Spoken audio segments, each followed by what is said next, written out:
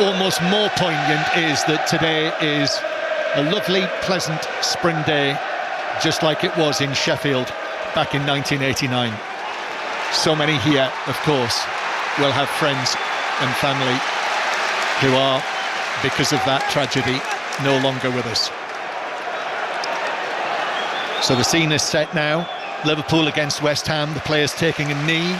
There's applause for that too. This is designated as Anfield's no room for racism fixture. And there's the whistle from Andy Madley, the referee. It's West Ham who kick off. Liverpool here at Anfield in the all-red kit with the white trim, white numbers, and West Ham in their white shirts, claret shorts and white socks with the claret tops. And with Salah sorted, Van Dijk imminent, the even bigger picture is Paul Robinson. It's getting closer now for Liverpool. They need just 9 more points, a maximum of 9 points to clinch that title. Well, the atmosphere and the expectation is always huge before a game here at Anfield, but it just felt a little bit different walking up to the stadium. The amount of fans that were here 3-4 hours before the kick-off, the stadium filled very, very quickly. Incredible atmosphere, and the hope, the anticipation that they're ever closer to winning that Premier League title. Run you through the teams in a moment. Liverpool making 4 changes. West Ham with a couple as the ball is played back, and Alisson, who's back in goal for Liverpool, all in black, clears the ball away down the middle, and it's just seen back to Areola at the other end by Kilman. So Liverpool 0, West Ham 0. We have a choice of listening for you right now. On 5 Live, it is this match. On Sports Extra, it is Chelsea against Ipswich. You can listen to Wolves Tottenham online, so you'll find that on the football pages of the BBC Sport website and app. And at Molineux, Charlie Slater, where Wolves are already in front. It took only 90 seconds. Ryan Aït-Nouri's bouncing volley after Vicario punched the ball away from an in-swinging free kick. Aït-Nouri's 5th of the season. It took just 90 seconds. It's Wolves 1, Spurs 0. So Wolves already 1-0 up against your old club. Paul, not it's not a huge surprise at the moment, John, is it? Let's be honest. Really, it's not. And this match coming in between the two Eintracht Frankfurt ties. Now, it seemed that Celtic were going to be confirmed as champions for a long period of the match at Pittodrie. I think the final whistle has now gone, Kenny Crawford. Yeah, John, it has. A dramatic finish there, as some people might have heard. It's finished Aberdeen 2, Rangers 2, and that Yanis Hadji curler into the top right-hand corner on the 92nd minute has meant that Celtic can't win the title today. They're 15 points clear with 15 left to play for, with a 42 goal better goal difference, but it can't be guaranteed because of that 15 and 15. So it goes on until next week. The post-split fixtures will be announced tomorrow, and Celtic will see if they'll have a home fixture next weekend or the following weekend after the Scottish Cup semi-finals to see if they can confirm it then. Full-time score, Aberdeen 2, Rangers 2. OK, thank you, Kenny. And Liverpool have a corner after the ball went behind off Kilman's head. In it comes from Tsimikas, that's headed away by Kilman, out to Jones, edge of the area, clips it in, headed across the box, and then Salah is able to get there, plays it back to Jones, and then slightly belatedly the offside flag goes up, and it is a free kick to West Ham. Let me just run you through the teams. Liverpool with Alisson back in goal, so Callagher on the bench. Actually, Yaros is on the bench as well, 2 goalkeepers for Liverpool. There's no Darwin Núñez involved at all today. The back four, Conor Bradley is back in the team after his recent injury. Konate, Van Dijk, the captaining Liverpool for the 100th time in the Premier League.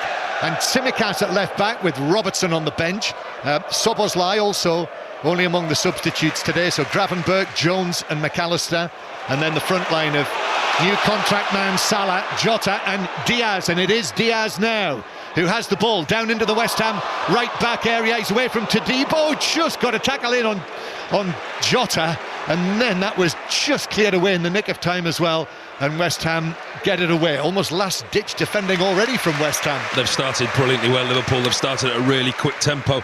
Luis Diaz down this left-hand side, cuts in, the interchange, the link-up play with Jota.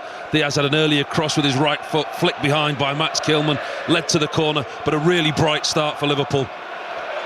Yes, for all of their recent struggles, having lost 3 of their last 4 matches, this little dip that they've had.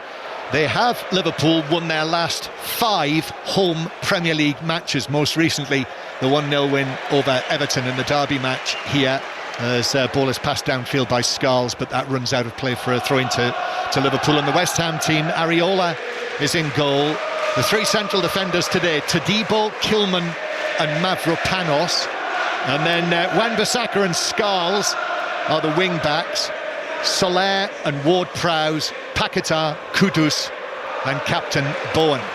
And West Ham not won in their last 4 matches, got an absolutely terrible record against Liverpool over the decades, not just recently. This is going back into the 60s, as Ward-Prowse is bundled over in the centre circle. That's not given as a free kick.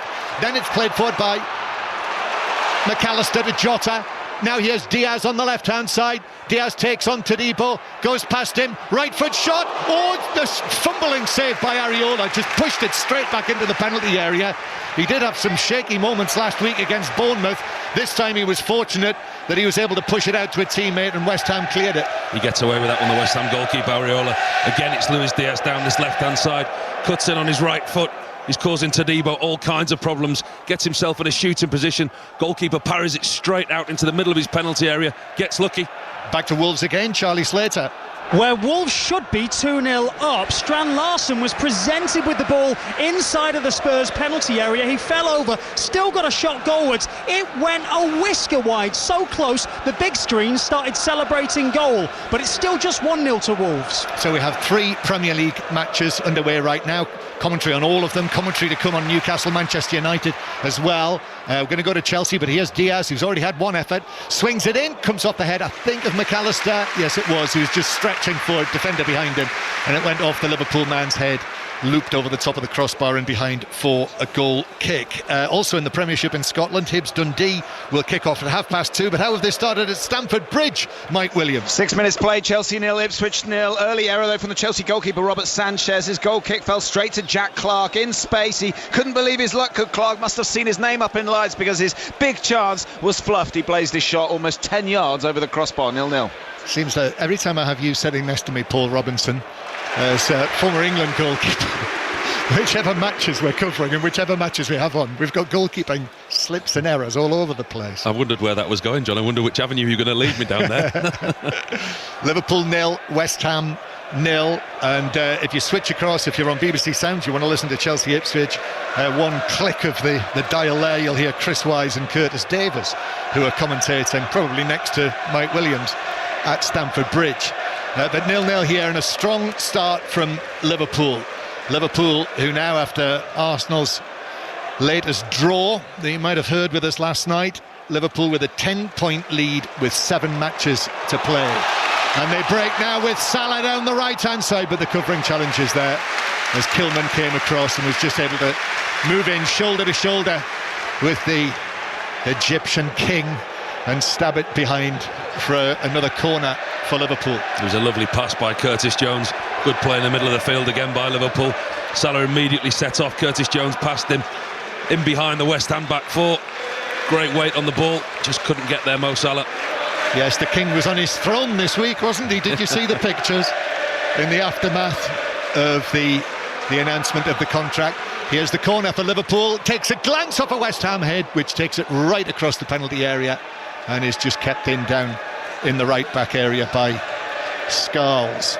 Young Scholes, the 19-year-old, who they have great hopes for, playing as the left wing back in this Graham Potter lineup. Graham Potter, who, even though West Ham have got a terrible record, and just to underline that, West Ham have won once in 57 visits to Anfield in all competitions.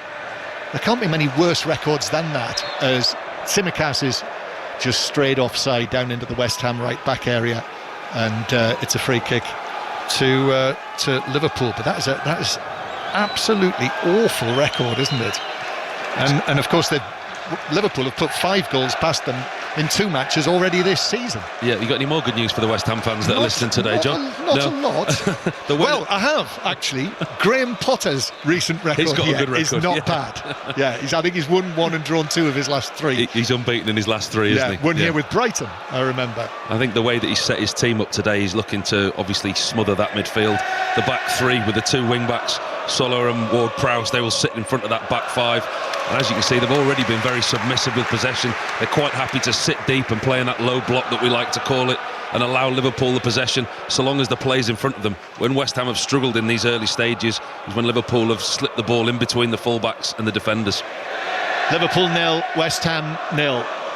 And of course, historical records, really, when you think about it, they don't mean anything because every match is different. Absolutely. I think when you go back and you look at historical records and you compare them with teams from the modern day, Nottingham Forest for an example, you look at their historic record, you can't compare that in the last 10-15 years to the team that's playing now. The team that's sat in the Champions League places. You're playing against very different players at a different stage. Yes, Nottingham Forest, who won here in September.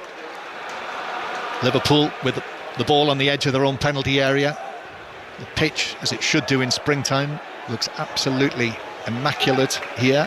Actually, in saying that, there is a little brownish area, isn't there, in Alisson's 6-yard box in front of the Kop as the ball is played back to the Liverpool goalkeeper, who's missed the last 3 matches because of that concussion that he suffered with Brazil. Ball played up to Salah on the halfway line. Young Scarles, who has to look after Salah today, what an education that is, was right up next to him, wins the free kick, and Arsenal and West Ham play it back towards the edge of their own penalty area.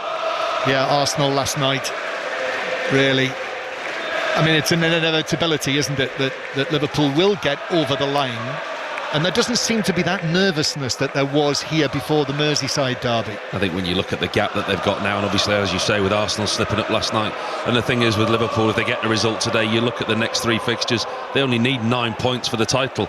Leicester away next, home to Spurs. So from a Liverpool fan's point of view, you look at the fixtures that they've got between now and the end of the season, it is only going to be a matter of time. Matter of time, as Gravenberch goes into the challenge, and he was just caught there, so that's a free kick for Liverpool out towards the right-hand side. Paquetá it was a sort of clumsy challenge as much as anything. Free kick, Liverpool go back into their own half. Liverpool 0, West Ham 0. Wolves already 1-0 up against Tottenham, if you've just joined us, even though 2 o'clock kickoffs in these matches. And then Todibo goes in very firmly on McAllister, who ends up on the ground clutching his lower right leg, and that is a free kick. Todibo just leaning over him, the on loan Nice defender, French international. It's a free kick 6 or 7 yards inside the West Ham half. Andy Madley is the referee, who was the referee when West Ham were last here in the Carabao Cup early in the season.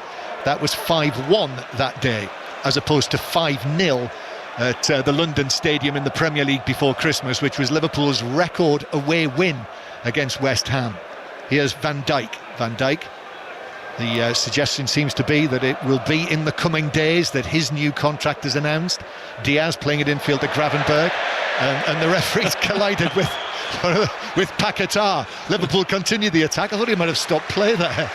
I think both of them went down. I think he was just trying to get his composure, the referee. It was very funny. He's trying to make an attempt to close down Gravenberch. Paquetá loses his footing completely, and he absolutely wipes the referee out. Both of them hit the deck. The referee would have stopped the game, but he didn't know where he was and couldn't find his whistle. That's a problem.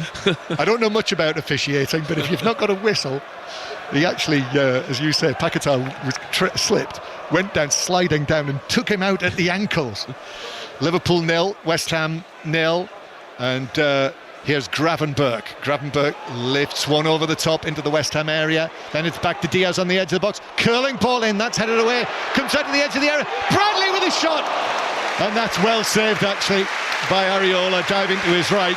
Conor Bradley has only scored 1 goal, 1 senior competitive goal for Liverpool. He very nearly wasn't far away from a second. Once again, it's Luis Diaz down this left-hand side, cutting on his right foot, gets another lovely ball with his right foot curled into the West Ham box. They don't deal with it, curl it to the edge of the box, comes to Conor Bradley, hits it first time, takes a deflection, goes out for a Liverpool corner. It was a decent strike by the fullback. Yes, Areola actually wasn't getting there. It was the flick off the defender that took it for the corner. So another corner for Liverpool into the edge of the 6-yard box. That's headed away. It's already 3-0 for Liverpool. The match has been played almost exclusively inside the West Ham half, in front of the Anfield Road stand. And Liverpool again coming forward. Jones with a shot this time from 20 yards or so, but that's straight at Areola, who's able to grab the ball into his chest, and he's already made 2 saves, and he's seen one deflected just wide of his post. That wasn't a bad save by the West Ham goalkeeper. Could be quite difficult for his hands. It looks pretty straightforward. Bounces in front of him, but it's a good collection. He's got Curtis Jones and Diaz running in to close down. West Ham lose possession again inside their own half. Liverpool back in business. Here is Mo Salah on the right-hand side. Then Gravenberch back to Salah, and then Kilman just has to step across and take the ball away from Salah. Gravenberch's return pass was slightly off. I think Liverpool have got West Ham circled. Every time there is a turnover of possession, West Ham at the moment are struggling to get any kind of ball retention. When Liverpool do lose possession, they regain it back immediately within 2 or 3 passes. With Gravenberch and McAllister, they've got that comfort blanket in front of the back four, and they are, as you say, pretty much camped in West Ham's half at the moment. Yes, circle the hammers. Here's Jota inside his own half, lifts one forward, but that's headed away. And Soler, who's come in for Solcek, is forced to concede a throw-in that Tsimikas will take to Jota. And now here is Gravenberch. Gravenberch gets that all wrong. Groans passed it straight to Scholes on the edge of the area. He was trying to whip it out to Salah, but got it all wrong, and West Ham have got possession inside their own half. 5 Live from the BBC. We are here on BBC Sounds, and that is where you will hear the Grand Prix later. It will be on Sports Extra from 3:45. So commentary on the Grand Prix, commentary on the Masters, obviously, which was quite a spectacle last night. I don't know whether you were following it, Paul, but that was some day's golf. Well, it certainly was. I spoke to Gordon Smart this morning on the breakfast show, and he was saying how he stayed up till midnight and nearly missed his show this morning. Well, I didn't quite have his stamina. I don't think I saw Rory make the 10th last night. I fell asleep. Did you? No, I went likewise past midnight until that final putt from Deschambault. Oh, Salah in the area. Salah bends it across the face of goal and wide of the far post. Beats Scholes and Mavropanos, but he didn't get the bend on it with his left foot and ended up thumping the pitch surface at Anfield in the penalty area. His first touch was wonderful. It's a long ball over the top to Mo Salah. He allows it to come over his left shoulder, and he just drops his left foot, allows the ball to drop on it softly, comes inside. So many times you just expect the corner of the net to bustle with him. That time he didn't. It was just wide of the far post, but it was a brilliant first touch. Yes, and he has very much been the focus of attention, rather like Kevin De Bruyne last weekend after the news of his imminent departure from Manchester City. Other way around with Salah. It's his 395th Liverpool appearance today in all competitions, but as he gets away from Scholes on the right, he could be in again, in fact, all the way across, and Diaz is there to stab it in the 6-yard box. Salah, the creator of this one, and they sit on the advertising hoarding in front of the Anfield Road stand together, Salah and Diaz, and then the teammates join them into the huddle together. Liverpool already in front. Not 18 minutes on the clock. Liverpool 1, West Ham 0. And that all starts with a move from the back from Alisson Becker, the goalkeeper, into Konate, and it's a long ball over the top. It's a brilliant judgment of the run by Mo Salah. He sucks the defender in, he puts the dummy, and he just makes tracks into the box, and so nonchalantly with the outside of his left foot plays it across the 6-yard box. Luis Diaz, who's been the best player on the pitch for Liverpool in this first half, he arrives late at the far post. Simplest of tasks, but that's a brilliant assist from Mo Salah. Long ball over the top from Konate. Salah dummies to go to the ball, checks his run, gets in behind the West Ham defence, makes tracks into the 18-yard box, and it's such a nonchalant delivery across the box, outside of his left foot. Such an easy finish for Diaz. 18th minute opening goal, a settler for Liverpool, and Salah, having not contributed either a goal or an assist in his last 4 matches, well, that is consigned to history. Salah providing Luis Diaz with his 15th of the season for the Colombian international, and scored against Fulham last weekend in the defeat at Craven Cottage, this time last week. So Liverpool off and running. We talk so much about this overplaying from the back from the goalkeeper, keeping the ball around the back 4. That time it was a good ball out from Alisson into Konate, and his first thought was, where's Mo Salah? Mo Salah makes a movement towards the ball, and it's a long ball over the top. It's not a hopeful hit, it's a long pass over the top. Mo Salah's movement, he sucks Mavropanos in, he does him an absolute treat, gets himself in behind, and the rest, obviously, we know what happens with Luis Diaz, the tap in at the far post, but that was within 2 passes. Liverpool have got the ball in the back of the net, not overplaying, just quality.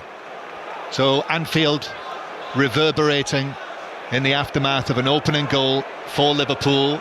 And what about Stamford Bridge, Mike Williams? Well, Ipswich with a shock lead here. Chelsea 0, Ipswich 1. It's totally against the run of play, but it's Julio Enciso who capitalises on yet more indecision from Robert Sanchez. He was completely beaten in his near post, ball across the face of goal, and Enciso sliding in has smashed it into the back of the net to the delight of the travelling fans away to my left. Chelsea were all on top in this opening 18 minutes, but it's Ipswich who have a shock lead here, 1-0.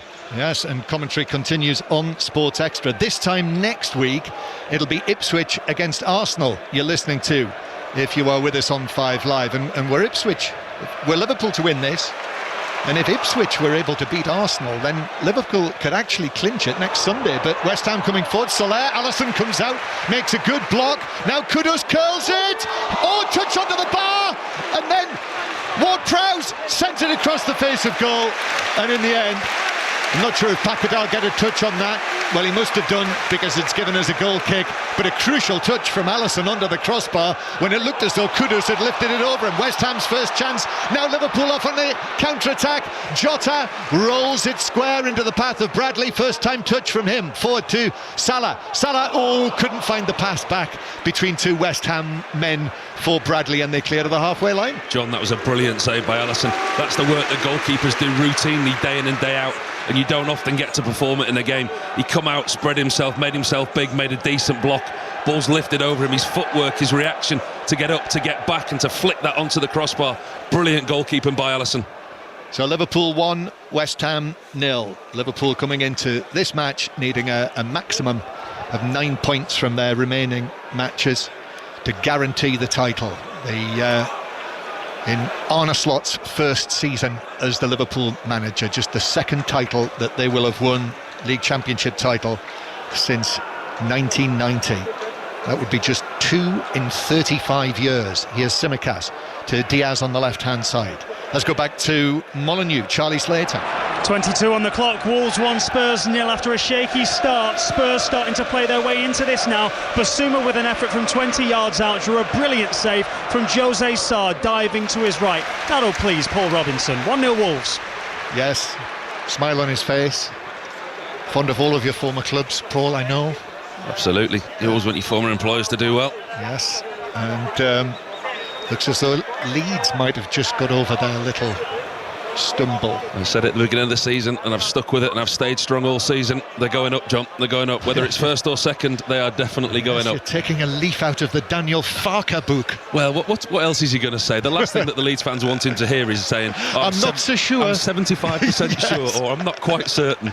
Yeah, that would have made headlines, wouldn't it? Manager says, I'm not sure we're going up automatically. We'll do our best. Oh, Salah has got away from Scholes again.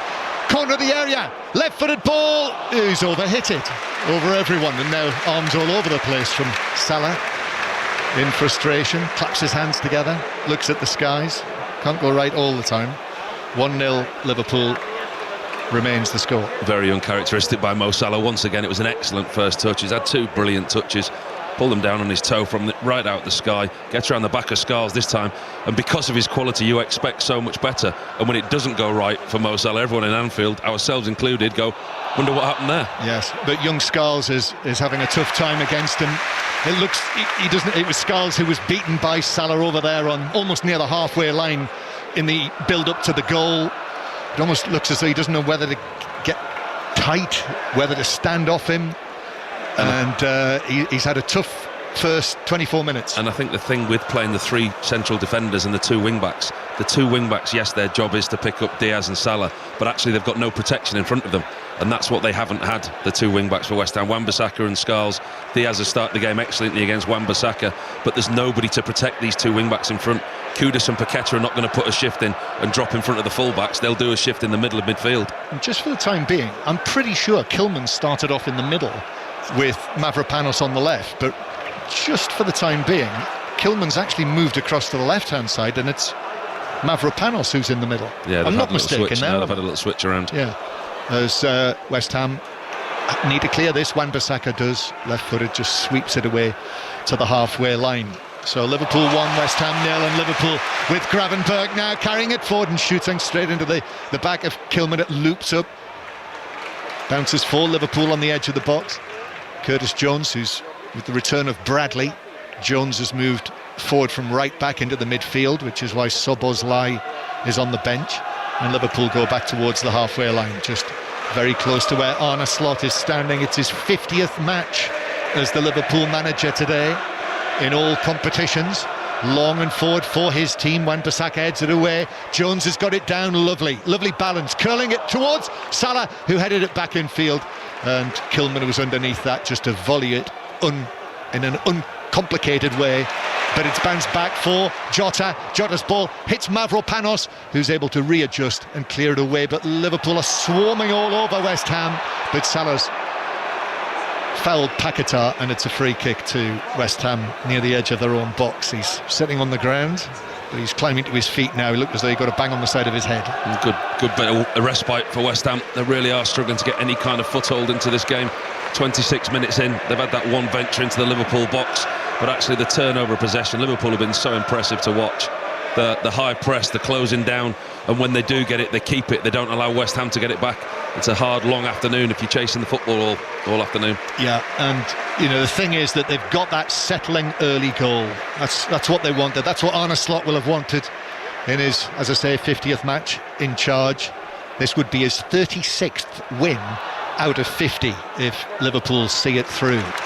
That's better than any other Liverpool manager has had in their first 50 matches, and they've had some handy managers over the years. As there'll be another stoppage here. West Ham man down on the far side of the pitch. I think it might be Paqueta, who, as I said, took a bang on the side of the head. This is a different incident against Gravenberch, just a flailing arm behind him, and he's been caught by the fingers of Gravenberch's hand, and might have just caught him in the eye. Just caught him in the eye there on the far side. Paqueta, Gravenberch again patrolling that midfield, just puts his arm out for balance to protect himself. Nothing in it at all, just catches loose Paqueta in the eye.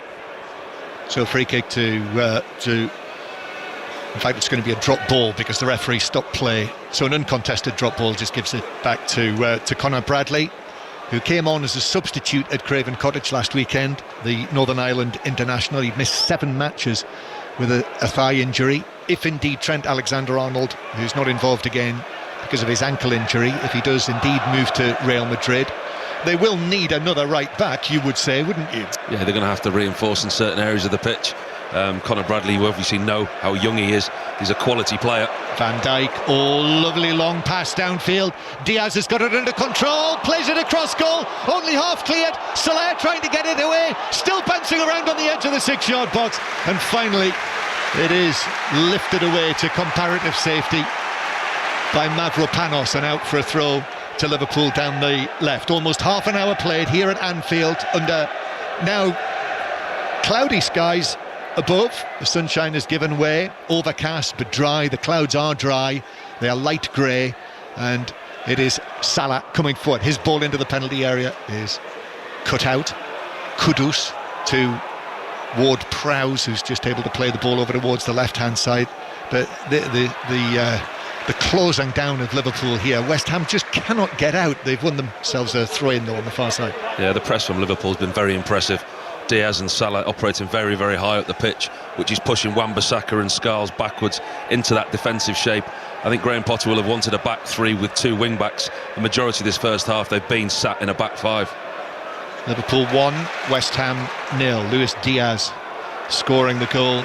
Diaz who coming into today, and only scored at Fulham last weekend, but he was on a run of just 2 in his last 20 appearances, but had scored for Brazil. He'd created goals in his recent Liverpool appearances, and after a bit of a sticky spell, he does look more like the Diaz that we saw in the opening third of the season. Here is Salah, already created 1 goal today, 2 days after the announcement of his new contract, when he was pictured on the pitch here late one night. I'm presuming it was probably the night before. It looked a bit hurried, didn't it? The pictures on his throne in his jeans. Here's Tsimikas, ball being played back for him, but Wan-Bissaka's able to turn against the Greek fullback, and West Ham, who are not being given a moment to settle in this match. It's played forward to Mavropanos, who just got it away from Jones, and now Paquetá to Scarles on the left-hand side. Bowen, who's barely touched the ball, the West Ham captain, Jared Bowen, moves infield. Oh, what a pass that is to Soler, near the edge of the box. Van Dijk's gone with him, put a foot in. I think he got the ball, but he got Soler as well. And it's a free kick to West Ham. What a pass from Bowen. That looked like a good challenge to me from Virgil van Dijk, and he's remonstrating with the referee, he's pleading his case.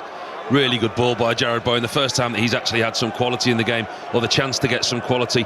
He turns and he plays in Soler, who'd made a really good forward run. Van Dijk looked to have challenged the time perfectly. Referee's eyes, he caught the West Ham player, and they've got a set play in a decent area. Yes, it is. Chance from the free kick to Stamford Bridge, Mike Williams. Where Ipswich have just made it 2-0. Ben Johnson with a header, totally unmarked, ball looped in, and Johnson headed past Sanchez. However, it has just been ruled offside. Celebrations premature from those Ipswich fans away to main left. They thought they doubled their lead. As it is, it will stay at Chelsea 0, Ipswich 1. But it is still the visitors here who have Chelsea on the back foot despite all that early pressure. They thought they had a second, but it remains 1-0 to Kieran McKenna's side. Here at Anfield, Ward-Prowse curls in the West Ham free kick, but there's an offside flag, and Liverpool take it quickly downfield. Van Dijk didn't waste any time over that. Long pass to Salah. Salah up against Scarles inside the area, rolls it across, takes a deflection, but that took it to West Ham. And then a nice little change of feet from Paquetá to find Ward-Prowse, who spent the first part of this season at Nottingham Forest until it was terminated in January or February, actually it was, right at the end of the transfer window. Ward-Prowse, the former England midfielder, across the edge of the box, and then a long pass forward downfield. This is for Bowen to chase, but will bounce all the way through to Alisson. Into the last 15 minutes of the first half, Paul Robinson. Yeah, 2 or 3 times Liverpool have gone very direct there. That quick free kick that Virgil van Dijk took right over the top, the goal where Konate played Mo Salah, and they're not afraid to do that, Liverpool. Again, Liverpool running at West Ham. It's Salah against Scarles again. The young defender does get a foot in this time. Jones back to Salah, then into the area, the shot from the angle. McAllister in the box, that was well blocked by Areola, comes out to the edge of the area. Paquetá is trying to draw the foul, and he's got it. But again, lovely intricate play from Liverpool. Well, Mo Salah fancies this today, doesn't he? You can see he's absolutely at his best. Again, it comes down the right-hand side. Lovely first touch from Mo Salah. Comes into the box to McAllister. Goalkeeper Areola ends up spreading himself, making a good block. But again, more pressure from Liverpool and quality from Mo Salah. McAllister trying to score in the way that I remember Kenny Dalglish did in a League Cup final. I think that was against West Ham, actually, when he scored from an angle rather like that. Probably before you were born, Paul. Back to Stamford Bridge, Mike Williams. Stockley Park has intervened here and overturned the on-field decision that had originally chalked off Ben Johnson's goal for Ipswich to make it 2-0. They've intervened and it now stands. So more drama here. Ipswich 2-0 up on Chelsea. Ben Johnson's header with the second. 2-0. Liverpool all over West Ham. Couple of chances in here with headers. And in the end, it was Diaz who possibly headed against the defender. Over the top of the crossbar, it's a corner for Liverpool again, number 4. It looked like Curtis Jones is just about to head it into an empty net, but Luis Diaz arrived from a Tsimikas cross. Luis Diaz arrives just in front of Curtis Jones, takes it almost off his head. Conor Bradley it is, ends up coming off a West Ham defender's head, and as you say, another corner. Liverpool 1-0 up here on a scoreline at Stamford Bridge. Ipswich leading by 2-0. Probably too little too late, but we'll see. corner into the near post in terms of their battle against relegation. There'll be some moaning and groaning in the home sections of Stamford Bridge, I'm sure. Probably not the worst time to play them in between the two European matches, and likewise Tottenham losing in between the two legs of their tie. Wolves 1-0 up against Tottenham. Producer Gary Flintoff has just produced pictures of the goal that Kenny Dalglish scored, and it was West Ham in that League Cup final. Just superb finish. And he is here today, Kenny Dalglish. We've already seen pictures of him. Ian Rush as well, Liverpool's record scorer, for all of the almost deification of Mo Salah. I don't think he'll get past Ian Rush. No, scored a few in his time, Rushy, didn't he?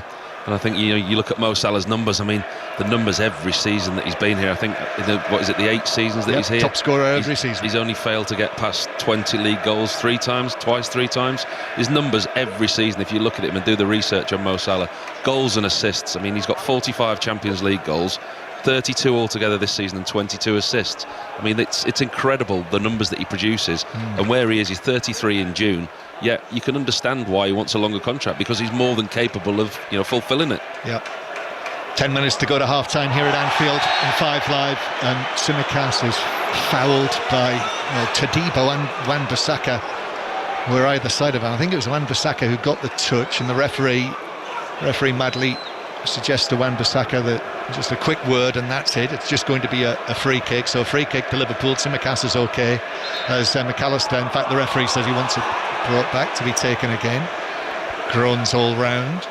We'll just see what happens with this free kick for Liverpool before we go back to Molineux. McAllister gets it back, gives it to Tsimikas on the left-hand side, then Jones, back to McAllister again. McAllister goes into the centre circle. The tall Konate is there, Liverpool's number 5. Alisson, who's made one save, but I think that was virtually the only West Ham attack. Liverpool again. Salah's ball headed away on the edge of the box, comes back for Liverpool in the D. Salah takes it up, Bowen in with a challenge, comes back to Salah, very tight. Areola comes out and is able to grab it at the second attempt. Wan-Bissaka was also involved in there. He very nearly wriggled through Salah, but the goalkeeper in the end ended up with the ball in his gloves. Yeah, it was Wan-Bissaka who came back in. He tucked in to cover around to help his defenders. Really good 1-2 between Liverpool on the edge of the box. Mo Salah running in, looking like he was just going to flick it over the goalkeeper. Wan-Bissaka leans into him and just puts him off. Back to Molineux then, Charlie Slater. 37 minutes on the clock. It's still Wolves 1, Spurs 0, but Spurs have just had their best chance of the half. It fell to top scorer Brennan Johnson, 16 yards out, spinning on the swivel and firing just over the top of the crossbar. Wolves 1, Spurs 0. And commentary on that match is available. You'll find it on the live pages, the football pages of the BBC Sport website. Lee Blakeman and Stephen Kelly are at that one. 1-0 to Liverpool, just 1-0. Producer Gary just points out Alisson did also make that save from Soler, didn't he? So 2 saves that Alisson has made. Bradley and Salah working together. Defensive challenges come in. Ball across from the right-hand side. That's cleared away on the edge of the box. Then Paquetá is able to take it away. West Ham have got it back, and it's back to Molineux and Charlie Slater. Where Wolves have doubled their lead, and this is a comedy of errors. There's a cross that deflects high in the air. Manetzi fails to get on the end of it. I think Strand Larsen fails to get on the end of it as well. And it's eventually Jed Spence who might be the unlucky man to turn the ball into his own net. Wolves 2, Spurs 0.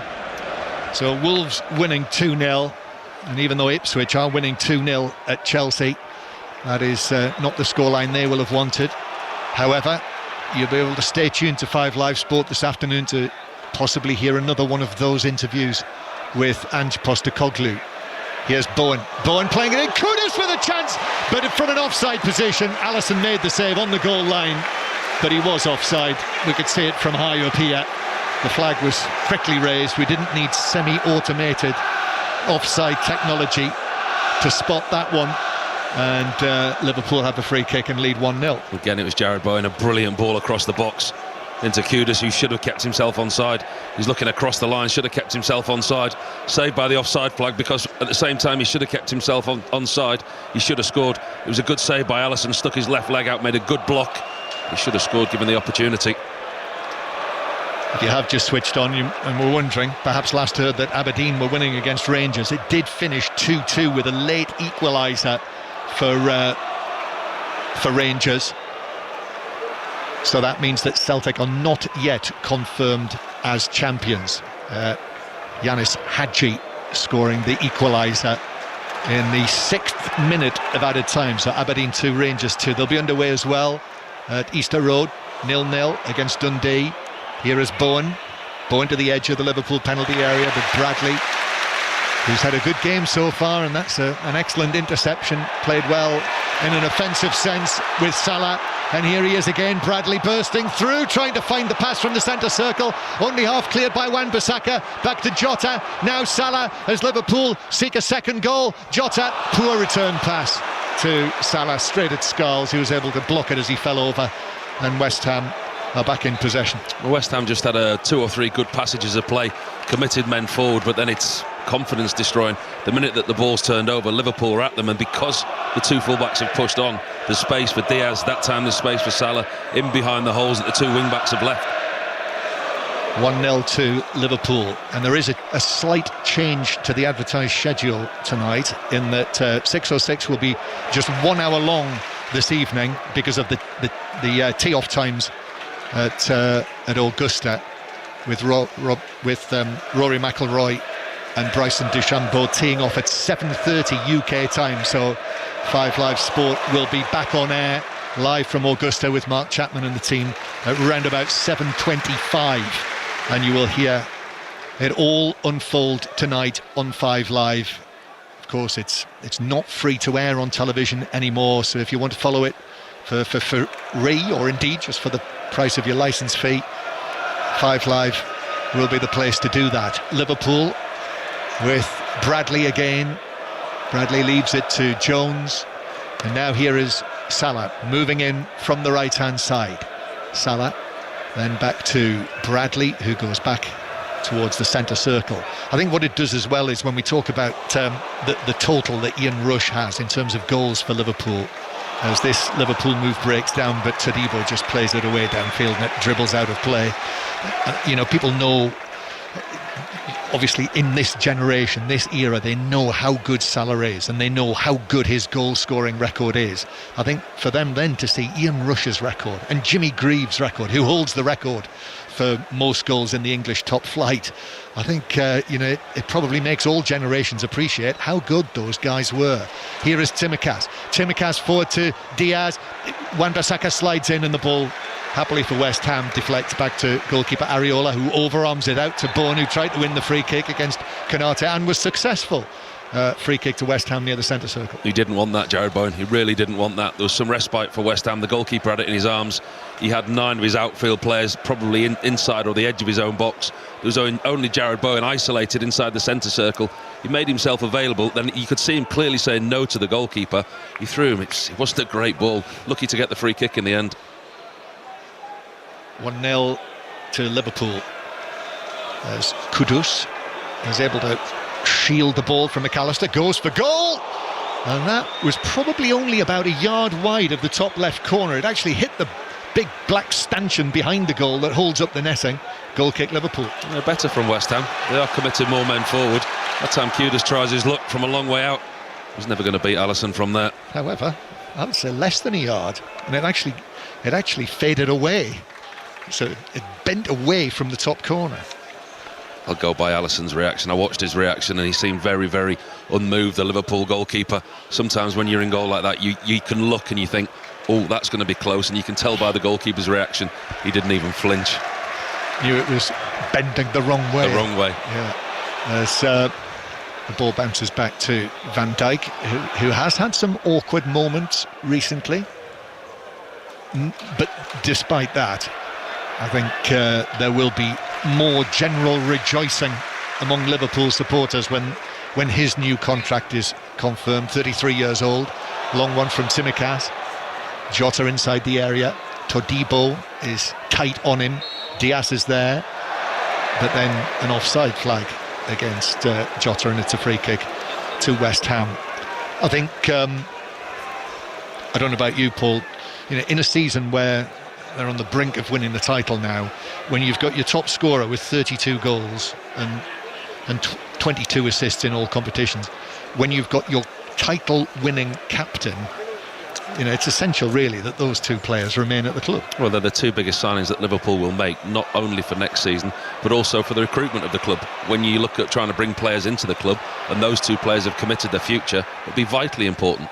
Scarles bringing the ball forward for West Ham. Kudus makes a run forward and gets the cross in with his left foot. Van Dijk is there at the back post just to head it behind, and West Ham have their first corner. Yeah, I think when you look at Liverpool's summer recruitment, the January, we know there's not been a huge influx of players. The squad is going to need strengthening. They are going to need new players. Yes, obviously title winners, Champions League, all great prospects for players. But when you look at coming to a club and attracting top class players, and you see Mo Salah signed for another 2 years, Virgil van Dijk staying, and you go, yeah, I want to be a part of that.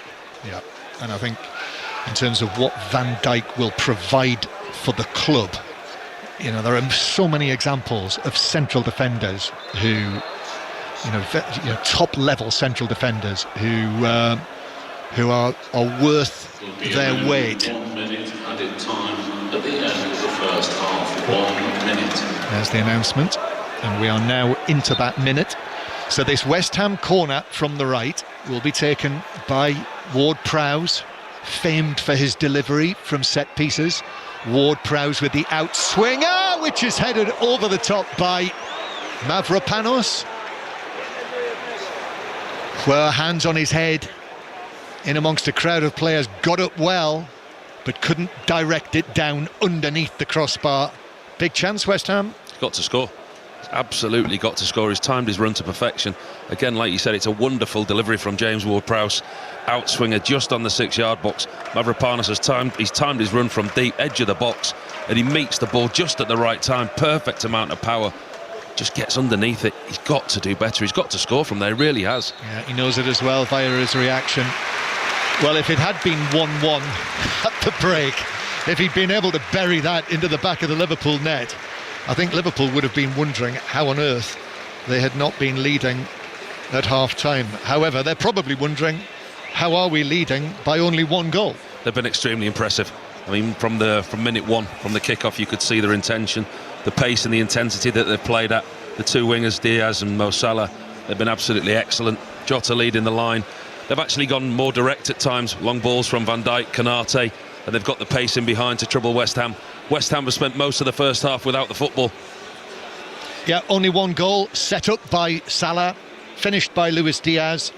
Other chances too, but also a couple of saves that Alisson has had to make on that chance at the end. But at half-time here on Merseyside, it's Liverpool 1, West Ham 0. Yeah, especially from an attacking sense, Paul Robinson. Liverpool just look like themselves again after a pretty difficult few weeks in a couple of other competitions. This is the Liverpool we remember from most of this Premier League season. Yeah, this is the Liverpool that you would expect to turn up here at Anfield. This is the Liverpool that have got the incredible record here. Won the last 5 in a row at Anfield. Maybe at times they've struggled, but I mean the possession, what they've had, the way that they've played, the speed that they move back to front, the speed that they move side to side, they've got so much quality. If West Ham would have scored there at the end of the first half, it certainly wouldn't be a true reflection on the game. If I was sat here now talking to you and Liverpool were 2 or 3 up and the game was done, I could have understood it. They've been excellent, Liverpool really have.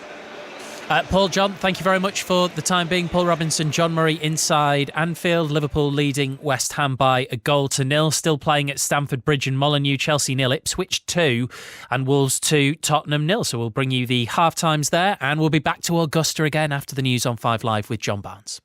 The voice of the UK. This is BBC Radio 5 Live. Ukraine's emergency services say 31 people have been killed and more than 80 others have been wounded in Russian missile strikes on the city of Sumy. President Zelensky urged the world to respond firmly, while Sir Keir Starmer said Russia had to agree immediately to a full ceasefire. Here's our Europe regional editor, Danny Abrahand. It was a bright spring Palm Sunday morning in central Sumy when the missiles hit. Harrowing video of the aftermath showed dead civilians in the streets and bystanders helping the injured among the debris. President Zelensky said only filthy scum could attack ordinary people going about their ordinary lives. He accused Vladimir Putin of ignoring US attempts to secure a full, unconditional ceasefire. The Labour MP Chilib Sadiq has called charges she faces in Bangladesh completely false after an arrest warrant was issued against her. The former government minister is accused of illegally receiving land from the country's former government, which was led by her aunt. The Business Secretary, Jonathan Reynolds, has defended the government's approach to saving British Steel's plant in Scunthorpe, but he's declined to give assurances that the town's blast furnaces will keep burning. And the Ministry of Justice says a full review will take place after 3 officers were injured after an attack by Hashim Abidi, one of the brothers behind the Manchester Arena bombing at Franklin Prison in County Durham. 2 officers there remain in hospital. Previously at the Masters. Scheffler tastes Masters success for the second time. He punches the air. Who will wear the coveted green jacket? Global sport has a new superstar. Everyone standing, roaring around the 18th green. The Masters 2025, live from Augusta National. So many magical moments at this most magical of majors. The final round, tonight from 7:30. Ask your smart speaker to play 5 Live. This is 5 Live Sport. With Steve Crossman. Listen on BBC Sounds. It's Liverpool 1, West Ham 0. Half-time on 5 Live, second half commentary to come at Molineux. If you watch Match of the Day 2 later tonight, 10:30 BBC 1, you will see a goal which is a metaphor for Tottenham's entire season, Charlie Slater. Well, when Ange Postecoglou said that the football gods were against him, perhaps this is what he was talking about. It's their second goal, a cross that balloons up in the sky. Menezes and Strand Larsen can't get anywhere near it. Out comes Vicario, flying, looks like Superman, except he's not. He pushes the ball off of Jed Spence and into his own net. It's a shocker, and you are quite right when you say that that kind of sums up Tottenham's season in a moment. They were also inside with only 90 seconds on the clock. Ryan Aït-Nouri's bouncing volley found the net.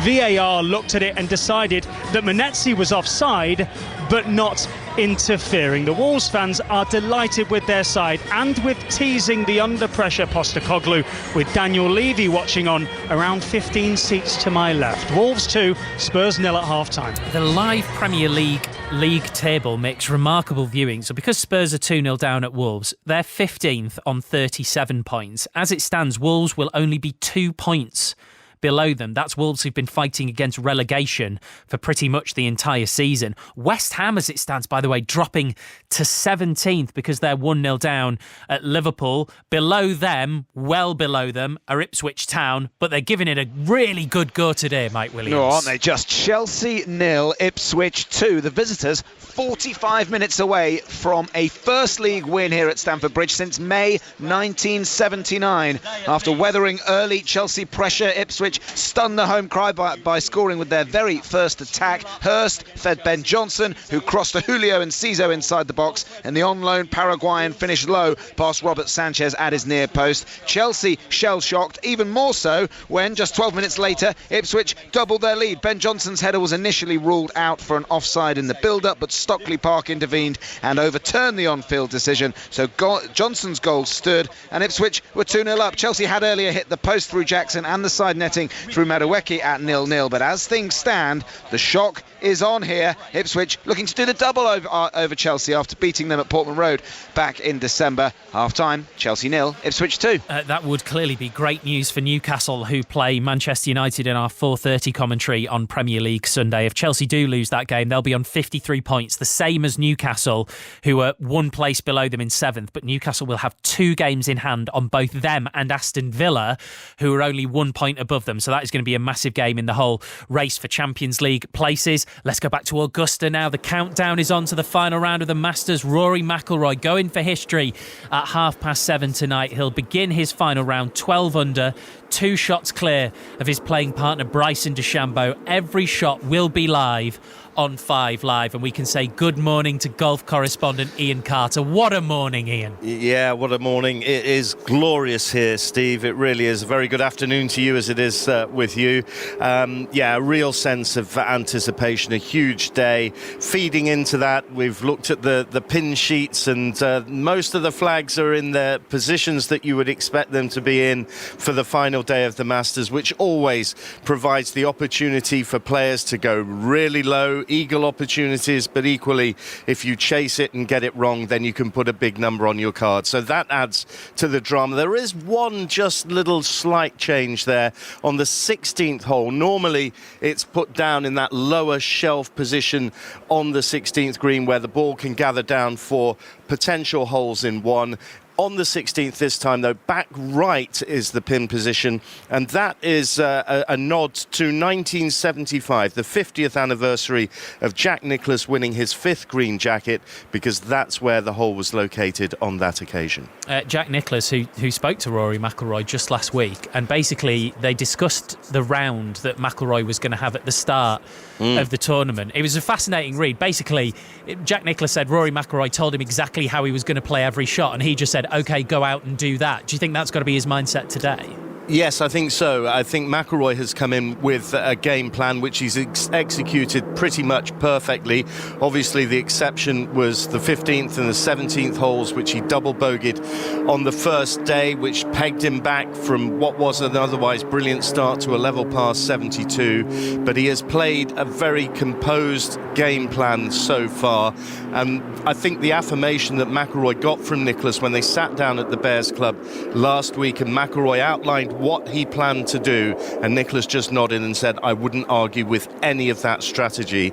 And I think that kind of affirmation could only have helped McIlroy as he's come in here. I guess the challenge today is to stay in that lane and keep playing with the same policy, regardless of what DeChambeau might throw at him. And is he effectively playing himself in that sense, or is he in a head-to-head with Bryson DeChambeau, and will the crowd come into that as well with him going up against an American? Well, they're both enormously popular, so I think they will both have support. It'll be fascinating to see whether it ultimately comes down to something more parochial and the American fans go with DeChambeau. But McIlroy is such a popular figure here as well. I think they'll both get enormous support. So many contrasts that are there. But I think you raise a really good point. I think for the front nine, McIlroy has to just play the golf course, play himself, if you like, not make any unforced errors. And then if it gets into a match play situation down the stretch of the closing holes, well, then you have to react to what your opponent does, and maybe your tactics change at that point. But up until that point, I think it's stay in your lane, and it's been fascinating. McIlroy has just wanted to stay in his own bubble and not really interact with the crowd or any of the surrounds that are going on. DeChambeau, the complete opposite. And in so many respects, these two players are complete opposites, and it just makes it a truly mouth-watering prospect. Ian, thank you so much. That's our golf correspondent, Ian Carter, at Augusta. 7:25 tonight on 5 Live. Join Mark Chapman and the team. You will get every shot from Rory McIlroy and Bryson DeChambeau, who'll be teeing off at 7:30. You can also watch some of the best shots from round 3 on the BBC Sport website. Bryson DeChambeau's putt on the 18th, for example, was an absolute blinder to turn what would have been a 3-shot lead into a 2-shot lead. That is going to be some listen later on this evening.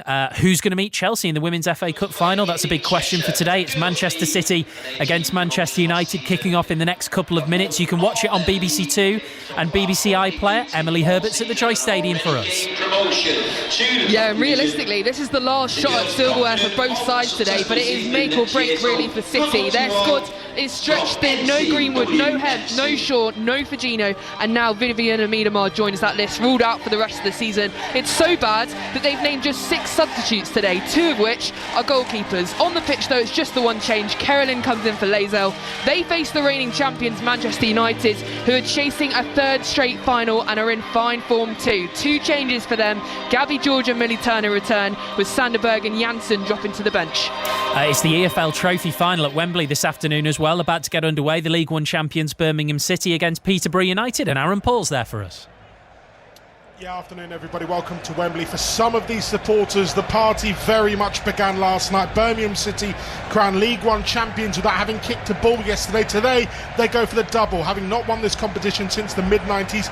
but they take on the holders and a manager hunting for a third triumph in this competition. It hasn't been the best of campaigns for Peterborough, shipping goal to fun, but this is very much a one-off fixture, isn't it? And the Posh will know what they can bring to the party. To the teams, Jay Stansfield is opted for in the Birmingham attack. Alfie May drops to the bench. Paik Sung-ho, Kieran Dow, Keshi Anderson, Ethan Laird and Ben Davis also come in.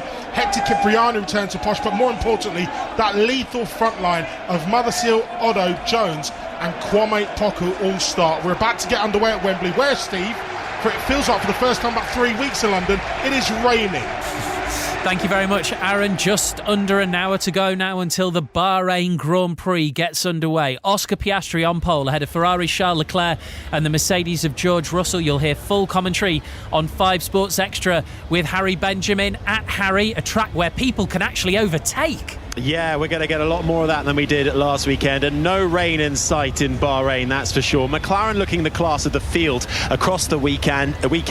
Lando Norris didn't hook it up in qualifying and had some overtaking to do from Sig. A one-place grid penalty for both the Mercedes drivers sees them drop a place, so Charles Leclerc off the front row. His teammate Lewis Hamilton can't explain his lack of pace. He starts down the lower end of the top 10 along with the 2 Red Bulls. Max Verstappen, after an amazing weekend last time out in Japan, hitting real trouble so far this weekend. He'll go from 7th place. Harry, thank you very much indeed. Once we're done with the 2 o'clock games in the Premier League, we'll bring you full commentary of Newcastle versus Manchester United at St James's Park. Mike Miner, you already know one piece of team news. Yeah, we do, and that's the Manchester United goalkeeper Andre Onana will not be here today for the Reds to take on Newcastle. Club have said that he's going to be given some time off to disconnect, was the phrase that Manchester United sources have used to the BBC today. So Altay Bayindir is going to come in. For context, since Onana came to Manchester United, he's never missed a Premier League game. So the last league game that Bayindir played in was August 2023 for Fenerbahce, just before he got his move to Old Trafford. He has played in cup games this season, but hasn't played since January, with Onana favoured in the Europa League and Manchester United out of both the league and FA Cup. Rocky Bashiri has just scored for Hibs, who lead Dundee by 1-0 in the Scottish Premiership. Hibs are third. The title has not been won just yet. 10-man Rangers scored an equaliser in the last minute of stoppage time thanks to Yanis Hadji to draw 2-2 at Aberdeen. Boat race day on the Thames. Cambridge have won both the men's and women's races. Women's Six Nations Scotland-Italy has just kicked off. You can watch that on the BBC Sport website as we take you back to Anfield and John Murray. Yes, it's going to be busy, isn't it? The next hour or so, there is, probably for the rest of the day, there is a great deal going on in terms of live sport. And Liverpool here looking to take another step towards the clinching of the Premier League title. Virgil van Dijk just leading his teammates out onto the pitch, and they form a circle there, go through various little exercises. West Ham are already out there waiting for them. Liverpool, no changes. Diogo Jota just appearing now, so he's the last one. So Liverpool with Alisson in goal, Bradley, Konate, Van Dijk and Tsimikas. Midfield of Gravenberch with Jones and McAllister, and then Salah, Jota and Diaz. Salah providing the goal for Luis Diaz to score, popping it into the net in the 6-yard box, is 15th of the season. And Andy Madley will blow his whistle any moment now, standing down there in his electric blue shirt. He's got his whistle that he dropped in the first half. He blows it, and the second half is underway. Liverpool kicking off, attacking towards the Kop, which is down to our right, and Scarles for West Ham is able to volley it away. West Ham, who Kudus on a challenge loses possession, and now Tsimikas is caught right on the edge of the box. Well, he was just about stepping into the penalty area where Todibo made the challenge, and it's a free kick right on the edge of the area. Little shake of the hips from Tsimikas. It wasn't a great deal of contact. Paul Robinson went down, and free kick just outside the area. Just got his ankles clipped, didn't he, Tsimikas, on that left-hand side. Really sharp, quick movement inside. He was going past Todibo, just had his heels clicked. And as you say, it's literally right on the edge of the 18-yard box, very, very close. So we're underway here at Anfield. Liverpool 1-0 up. Also underway in the other 2 o'clock kickoffs in the Premier League. So Chelsea Ipswich is on Sports Extra, with Ipswich leading 2-0. Wolves 2-0 up on Tottenham. and that is available to listen to online, the BBC radio commentary. But Liverpool have sorted themselves, organised themselves, and this free kick to be played in from near the left corner of the penalty area. So West Ham have got a three-man wall, and it's driven in and well saved by Areola. That was heading into the top left corner. Areola was quite close to it, but it was firmly struck by McAllister and parried, pushed away by the goalkeeper to keep the score at 1-0. Liverpool all in red, attacking towards the Kop end on this dry spring-like afternoon here on Merseyside, and Salah playing the ball into the area to McAllister, who sees the ball blocked behind by Kilman for a Liverpool corner. That was some strike by McAllister from the free kick. One of those in an area where you don't know whether he's going to try and put a cross in, whip it across the face of the goal. Absolutely no doubt from McAllister. It's a shot, the near post, whips it high, very powerfully into the top right-hand corner. Areola does well, gets a fingertip just onto the bar, powerfully struck free kick. Scored a super goal, didn't he, against Fulham last weekend when they lost at Craven Cottage, but this one kept out by Areola. Tsimikas with the corner then, headed away for West Ham at the near post, comes out chested down by Kudus, who's able to turn and just play it away downfield, but there's no one there in a West Ham shirt. White shirts for them, claret shorts, white socks. West Ham with Areola, the goalkeeper, then three central defenders, Todibo, Mavropanos as the middle of the three, and Kilman on the left. Then Wan-Bissaka and Scarles, who's had a really tough afternoon against Salah, the teenager. Scarles, the left wing back. Then Soler and Ward-Prowse, Paquetá, Kudus and Bowen, the West Ham team. Souček among the substitutes. Füllkrug is there as well on the bench. And 1-0 remains the score. So rather like Arsenal yesterday, Liverpool have still got work to do here. Liverpool attacking with Diaz to the byline, but couldn't get there. Just overran it. The ball behind. It's a goal kick to West Ham. Straight to Chelsea, Mike Williams. Well, how's this for a half-time team talk? Chelsea have pulled one back 18 seconds into this second half. Low ball across the face of goal, and Mark Cucurella sliding in at the far post, managed to divert it past Palmer. Madueke with the cross, Cucurella with the finish. It's Chelsea 1, Ipswich 2. So Chelsea are back in it. As I say, that is on Sports Extra, and immediately after that will follow commentary on the Bahrain Grand Prix, as West Ham have taken a short goal kick, and Todibo is being put under pressure. In fact, he's been forced to concede a throw over there, and Liverpool have won it back. The press from Liverpool so impressive. They're not setting traps, they're immediately pressing high up in the field. That time the press ended up in the corner flag. It's really good from Liverpool. Structured, organised, extremely high press. They're also underway in Manchester. 3 o'clock kick-off in the second of the Women's FA Cup semi-finals. Emily Herbert. And Manchester United take the lead. Celine Bizet breaks the line, controls it, and then fires it into the back of the net from the box. It looked like she was offside, but the flag stayed down, and 6 minutes in, United lead this. It's City 0, United 1. And they're also underway at Wembley as West Ham win a free kick. Groans from the home supporters. Curtis Jones conceding the free kick, and West Ham taking it from the wrong place and just buying themselves a little breather there. They're also underway at Wembley, Birmingham City against Peterborough United in the EFL Trophy final, the Virtue Trophy final, so we'll keep you updated on that as well. Birmingham City won 1 trophy yesterday, confirmed as champions in League One. Could be 2 trophies in 2 days, but that will be an atmospheric occasion as well, as we've already heard from Aaron Paul.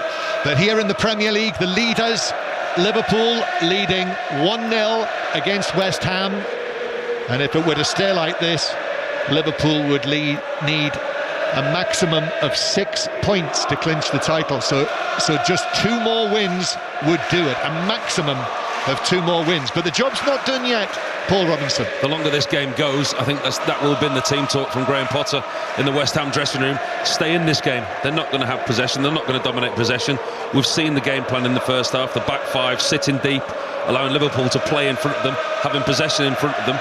When Liverpool have caused West Ham problems, it's when they've got in behind, they've moved the ball quickly. Even longer balls over from the 2 centre-halves, Konate and Van Dijk, have caused West Ham problems. But the longer that West Ham stay in this game, the more nervy it becomes for Liverpool, and the more opportunities West Ham will take to put bodies forward, set plays, etc.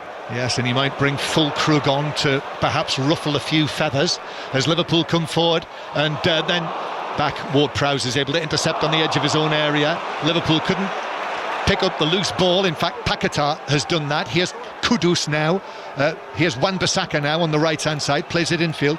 Kudus near the centre circle. Out it comes to Scarles. Liverpool having to get back into position as West Ham attack towards the end where their thousands of supporters are in the lower tier of the Anfield Road end. Paquetá is forced to take it back by Jota, but then on a weaving run plays it through the middle. Bourne with a chance, and he was in an offside position, and in any case Van Dijk was able to step across and block the shot. Free kick, Liverpool 1-0. The Premier League leaders lead. His positional sense, his pitch awareness, Virgil van Dijk, is excellent. Even when he gets caught out of position there, Jared Bowen was offside. He was the wrong side of Virgil van Dijk, but he knows where he is. He just turns and steps in. He was able to get the block in before Bowen got the shot off. Offside, decision given on the far side by the assistant, the correct decision, but Van Dijk's reading of the game was excellent.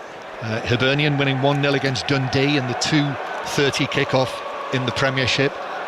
Hibernian, who beat Rangers last weekend. Tsimikas winning the ball back, playing it across the West Ham penalty area, and a stretch from Kilman to sweep it away behind.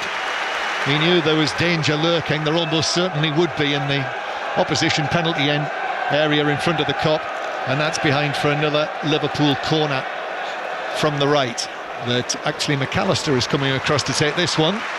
Tsimikas took the last one from this side.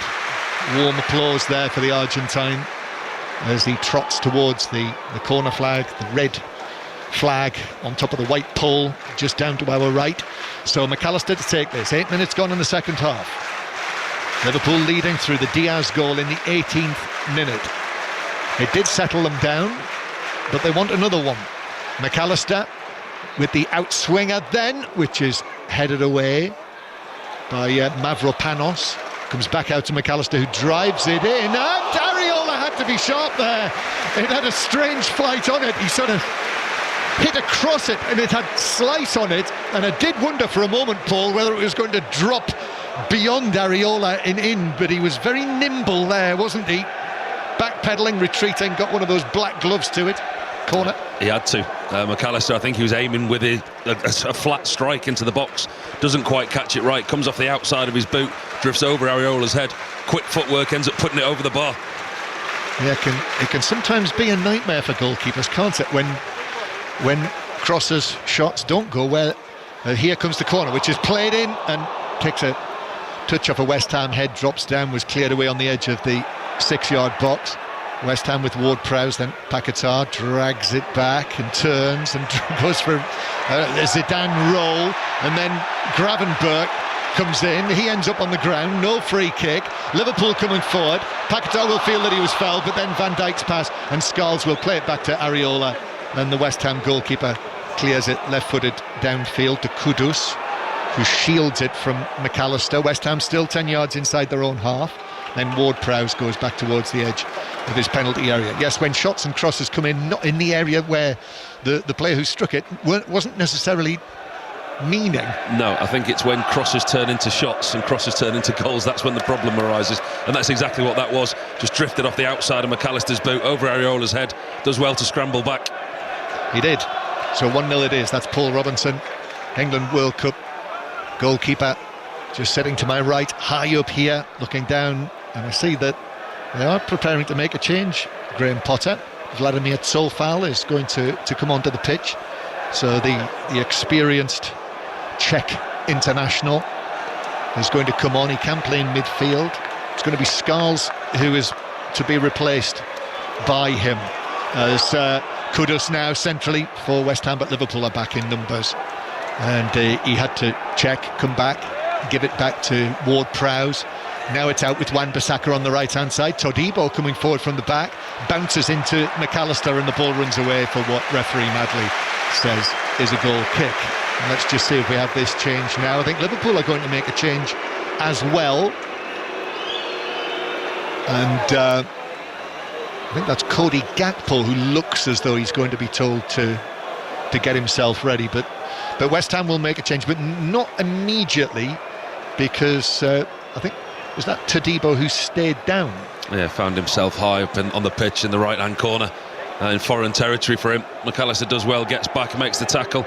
He's on his feet, he looks like he's going to be okay. It looks like a painful one, but Graham Potter's taking no chances. He's holding off the substitution until he finds out that his central defender is okay.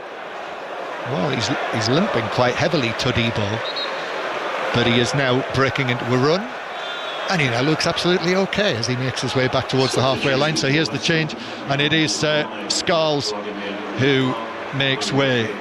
In the end, he's come through it just about okay, but he was beaten by the goal, and it will be, you say it, Paul. Wan-Bissaka coming over to this left-hand side.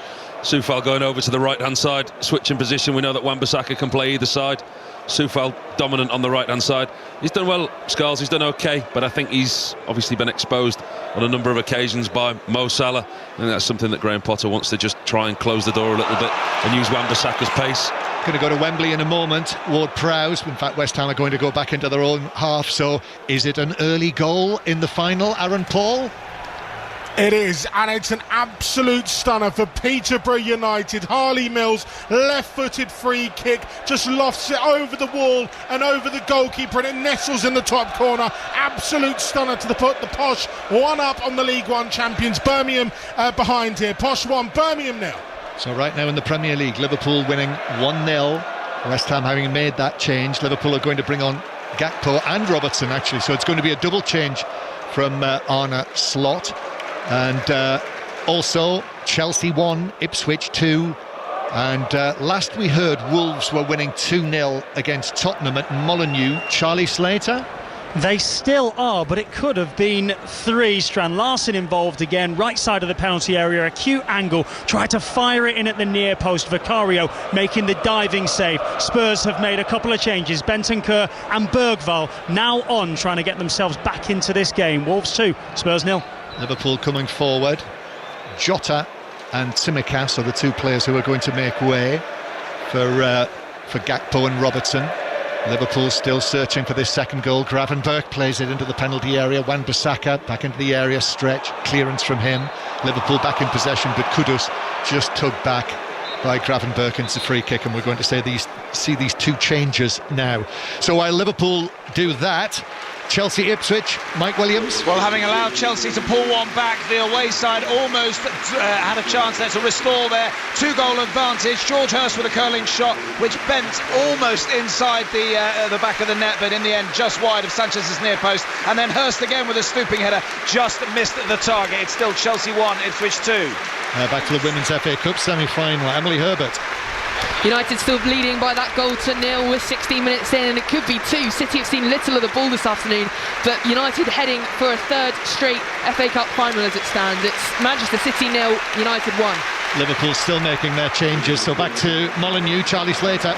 Spurs have themselves a lifeline. Ball down the right-hand side from Bergvall to Johnson. Johnson across the face of goal at the back post. Matthias Tell to score 2 in 2 for the Premier League. Wolves 2, Spurs 1 inside the hour mark. I'm still not absolutely certain that Tottenham will be making that move permanent, but we'll see what he does in the latter part of the season. And Andy Robertson, who was on 5 Live Sport earlier this afternoon, I really enjoyed that interview with Rob Schofield in the first half hour of the programme. If you want to go back in BBC Sounds and have a listen to it again, sort of Andy Robertson State of the Nation type interview. He is on at left back, and Jota, who's been quietish, makes way for Gakpo. Yeah, not so much of a shape change, just a personnel change. Gakpo has gone out to the left-hand side. Luis Diaz is playing up in the central role, and Andy Robertson, obviously light for Tsimikas, comes on in his favoured left-back position. West Ham attacking on the right. Here's the ball across the area. Bradley wasn't absolutely certain where Paquetá was behind him, so not entirely convincingly turned it out for a throw-in that West Ham take. Paquetá is able to get it back. Ward-Prowse, number 8, on his back, plays it infield towards Kudus, who will then roll it back to the halfway line. Todibo, who seems to have shaken off that knock. He is a rarity, Todibo, in that he's a central defender who wears his socks 3/4 of the way down. as Paquetá goes for a ball over the top. Bowen chasing, Van Dijk didn't clear it effectively. Bowen's back onto it, Bowen's ball across, and then the arriving Soler stretching for it with McAllister in front of him, could only, with that stretch, send it high over the top of the bar into the Liverpool fans behind the goal. That's a rare misread from Virgil van Dijk. He gets it wrong, Jared Bowen gets in behind him, he gets a toe on it, Virgil van Dijk sends it to the edge of the 18-yard box. Bowen brings it into the byline, pulls it back to Soler, but there's a lot of pace on the ball back from Bowen, fires it 10 yards out into Soler, can't really get the connection he wants, and it goes over the bar. Half-time, it's Hibernian 1, Dundee 0. I just noticed there, Paul, I think the Liverpool fans behind us here, where we sit high in this stand on the tunnel side of Anfield, they're quite a good barometer. And that moment there was the first time that I heard anxiety. That's the first time today that I've heard that sort of reaction from Liverpool supporters. With the score only 1-0, a little bit of anxiety creeping in. And that will filter down onto the pitch. And like we said, at 1-0, the game is always still in the balance, and West Ham will believe that they may be able to nick something. A second goal for Liverpool is vital. Yes, Arne Slot, Liverpool, their supporters, that's what they want. And Liverpool with Robertson trying to thread it through for Gakpo, but Sofal was able to get himself into the right position, block it on the edge of the box. Here he is again, Sofal to Paquetá, and then Sofal across the back line, and it'll be brought forward by Kilman. And now West Ham again on the left wing with Wan-Bissaka, who's moved across since Scarles was taken off. Kudus, all left foot, is able to find the pass to Wan-Bissaka, and then Wan-Bissaka rolls his foot over it. Kudus then against Bradley, shoulder to shoulder. Kudus gets the ball across, Bradley lands on top of him, he lands on top of the corner flag, which is knocked flying, and Liverpool continue to attack with Gravenberch, who's overhit that, and Areola is well out of his penalty area and actually kicks it downfield to Sofal, but that's won in the air by Liverpool. However, Ward-Prowse was there, and just at the moment it's West Ham who are getting to the ball first ahead of Liverpool. It's become slightly disjointed from Liverpool's point of view, as good as they were in the first half. As you can see, since the substitutions, they've not really settled. West Ham, growing in confidence, has ventured into the Liverpool half. They feel that there may be something there for them. The West Ham momentum continues, but Wan-Bissaka is in on the challenge, and it bounces out of play for a throw into Liverpool in their own right back area. All of today's Premier League matches we are providing commentary for you, and that will be the case on Tyneside at St James's Park at 4:30. Newcastle against Manchester United. Mike Minay's got the team news. Yeah, afternoon, John. For Newcastle, it's simple. They're unchanged from the side that beat Leicester on Monday night. Notable name on the bench, though. Anthony Gordon returns to the subs for the first time since February after his hip injury. Manchester United make 5 changes from the Lyon draw. One we knew. Goalkeeper Onana replaced by Bayern. The other 4, Maguire, Casemiro, Dorgu and Højlund replaced by Lindelof, Eriksen, Xerxes, and 18-year-old Harry Amas, the left-back, for his first ever Premier League start. And Pat Nevin will be alongside Mike for the commentary, 4:30, 5 Live. BBC Sounds if you're on the move. I see it's Toulon 3, Toulouse 3 in the Champions Cup quarter-final. That kicked off at 3. Huddersfield Catalan 0 in the Super League. Back to Molineux, Charlie Slater. Wolves 3, Spurs 1, 64 minutes on the clock. It's another defensive horror show for Tottenham Hotspur. Romero caught on the edge of his own penalty area by Ait-Nouri, who squares it to an unmarked Strand Larsen 4 yards out, empty net, and he scores. Wolves 3, Spurs 1. That would be a 17th Premier League defeat of the season.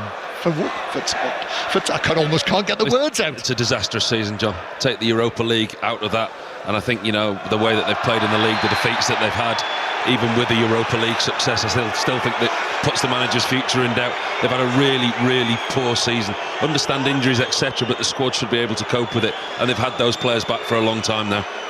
1-0 to Liverpool is the score here. More action in the Women's FA Cup semi-final in Manchester. Emily Herbert. United double their lead. It's a set piece and headed into the back of the net from a corner kick from Grace Clinton. It's deserved. United have been so dominant in this first half, and City, bad news for them, Mary Fowler has gone off injured. Another one of their injuries. It's 21 minutes on the clock. The visitors absolutely cruising. It's Manchester United 2, City 0. 25 minutes to play here at Anfield. Liverpool winning 1-0. They've got a free kick. McAllister plays it in. West Ham headed away out to the left-hand side of the area. Gakpo is onto this. The tall Dutchman slips it into the box, but that bounces off Robertson and through to Areola, who will overarm it out to Kudus. I see Jarrell Kwanzaa is being prepared by Arna Slot, and Liverpool on the defensive. Paquetá through to Bowen. His shot is blocked by the chest of Alisson, who comes out quickly to close him down, and with his chest deflected away out for a throw on the left. I wondered whether the flag was going to go up, but it didn't. All of a sudden, gaps appearing in that Liverpool's back line. It's a wonderful ball by Luis Paquetá into the path of Jared Bowen. Alisson comes out, he reads the situation well. His depth perception once again of reading the through ball from Alisson, excellent. Lucas Paquetá picks a beautiful ball out. Jared Bowen times his run excellently well. As he looks up, there's the big frame of the goalkeeper on top of him. Tries to lift it over him, but it just hits him in the chest. Last time I saw him live was when he had, in his own words, probably the best night of my life in Paris, in the first leg of the ultimately very disappointing Champions League tie, and Liverpool, even though they're defending this corner, are going to make the two changes, and Conor Bradley is going to be replaced by Kwanzaa, and Szoboszlai is coming on for Jones. So on comes the Liverpool number 78. So big moment here. Liverpool have got to defend this corner with a 1-goal lead. We're going to go to Wembley in a moment, but I'll just see what happens to this West Ham corner, which is to be taken by Ward-Prowse. We know how dangerous his delivery can be. They had that big chance at the end of the first half when Mavropanos headed over the bar. Ward-Prowse then with the corner into the 6-yard box. Alisson comes for the punch, might have been impeded. The ball took a flick which took it behind, but yes, referee Madley has given a free kick for the challenge on the Liverpool goalkeeper. There's a wonderful delivery by Ward-Prowse again. They're absolutely packing the 6-yard box, West Ham. You can see the quality that Ward-Prowse has got. They're going to put the ball under the crossbar. Alisson had nowhere to go. Jared Bowen did foul him in the end. Yeah, put his arm on him, Bowen, as he jumped for the ball, and Alisson wins the free kick. We talked in the first half about how West Ham have won once in 57 visits to Anfield, and Liverpool are winning this one as well, but they are nowhere near as comfortable as they were for large parts of the first half, as McAllister sends a long pass downfield. Gakpo's onto this. Gakpo running it to Debo, comes in field, finds the pass to Diaz, but heavy touch from him, and that was able to be cleared away by Kilman. And now Paquetá in it again. Here's one for Bowen to chase. Alisson comes out of the penalty area and fly kicks it away on the volley downfield, where it's kept in field by Paquetá. Seems to be popping up everywhere. Suddenly Paquetá, who can be so dangerous, can't he, when he's on his game. The combination between him and Jared Bowen in the second half has been apparent for West Ham. Jared Bowen playing a lot higher up the field, and Paquetá immediately, as soon as he gets the ball, turns, looks for the ball over the top, and the run of Jared Bowen. Liverpool 1-0 up on this hectic day of live sport that we're bringing you. Bahrain Grand Prix not far away. Be commentary after Chelsea Ipswich on Sports Extra. West Ham another long pass forward, but that will just bounce all the way through for a goal kick. And so, as promised, let's go back to Wembley and Aaron Paul. Birmingham 0, Peterborough 1, approaching the half-hour mark here. Birmingham still behind through that Harley Mills free kick for Peterborough. Amazing to think Mills was playing at Enfield Town earlier on this season. Tears in the eyes of Posh director Barry Fry as that one was floated in, and they've come closest to a second. Odo on the left-hand side of the area, about to pull the trigger, in on goal against the goalkeeper. Great tackle by Ethan Laird to pop it behind for a corner. Birmingham 0, Peterborough 1. Also in London today, hundreds and hundreds of thousands of people lining the Thames for the university boat races, both won by Cambridge. You can watch that back on BBC Sounds if you wish. as West Ham come forward. Kudus with a shot from the angle that Alisson saves. Got down really well, diving down to his left. Might have been creeping in the far bottom corner. Shot from an extremely tight angle, and in the end is put behind, deflected off toe foul behind for a goal kick, but good save, Alisson. John, what a save. What a brilliant save that is by Alisson. I cannot tell you how difficult that is for a goalkeeper. In that pocket between where you would normally go with your hand, your foot, and it's right in the indecision. He's so sharp, he's so quick. Graham Potter below us, he's got his head in his hands. Kudus in on the angle, fires it hard and low across Alisson. He gets down and he gets his hand to it, turns it around the far post. That's an excellent save. Got to be so agile, haven't you? So sharp to make a save like that, but he was. And he got his angles right. He didn't go too far, he didn't take himself out of the game. He stood, he held his ground, and he was able to get a massive left hand on it. Yes, that was out of the Parc des Princes playbook, wasn't it? As Liverpool come forward again, effective back heel, Diaz across, but flicks the head of Wan-Bissaka, which takes it out here to the right-hand side to Kwanzaa, who's taken over as right back. He did play there, didn't he, before Jones took over, as Liverpool go back to Alisson, who very much has become more of a central figure, the Liverpool goalkeeper. 1-0 still. The Premier League leaders are in front, but here's one forward for Liverpool to chase. Kwanzaa into the penalty area, but adjudged to have nudged over Mavropanos, and that's a free kick to West Ham inside their own penalty area. So Liverpool 1, West Ham 0 still. Chelsea 1, Ipswich 2, Wolves 3, Tottenham 1. Hibernian winning 1-0 against Dundee. County Championship matches continue. You can listen to all of them via the cricket pages. Takes a little bit of navigating around, but you will eventually find the match that you want. And the Masters tonight from 7:25 on 5 Live. So after almost an hour of 6:06, then it'll be to Augusta for commentary on what promises to be a very tasty evening of golf. In the Women's Six Nations, Scotland 7, Italy 0 is the latest score. And a stoppage here because Paquetá has taken another knock in a challenge with Konate, who's feeling the side of his head as well. But it's not been as comfortable as Liverpool might have thought. Well, you can hear in the background the noise of Anfield has disappeared. There's a big lull in the second half. Liverpool haven't been at the quality that they were in the first half, but you've got to give West Ham credit. The game plan that they've come here, you don't come to Anfield and expect to dominate possession, but what they've done is they've defended resolutely, they've stayed in the game, and now they're getting to a point in the game past the 70-minute mark, they're taking more chances, getting bodies forward. Liverpool with McAllister, but he's passed that behind Gakpo, who had to slam the proverbial brakes on, and then recover possession again, plays it infield towards Gravenberch. 3 of these players have started every match in the Premier League this season. Gravenberch, and then you won't be surprised to hear Salah and Van Dijk, which underlines the importance of those two. Salah, if you weren't listening in the first half, he did set up the goal so far, the only goal so far.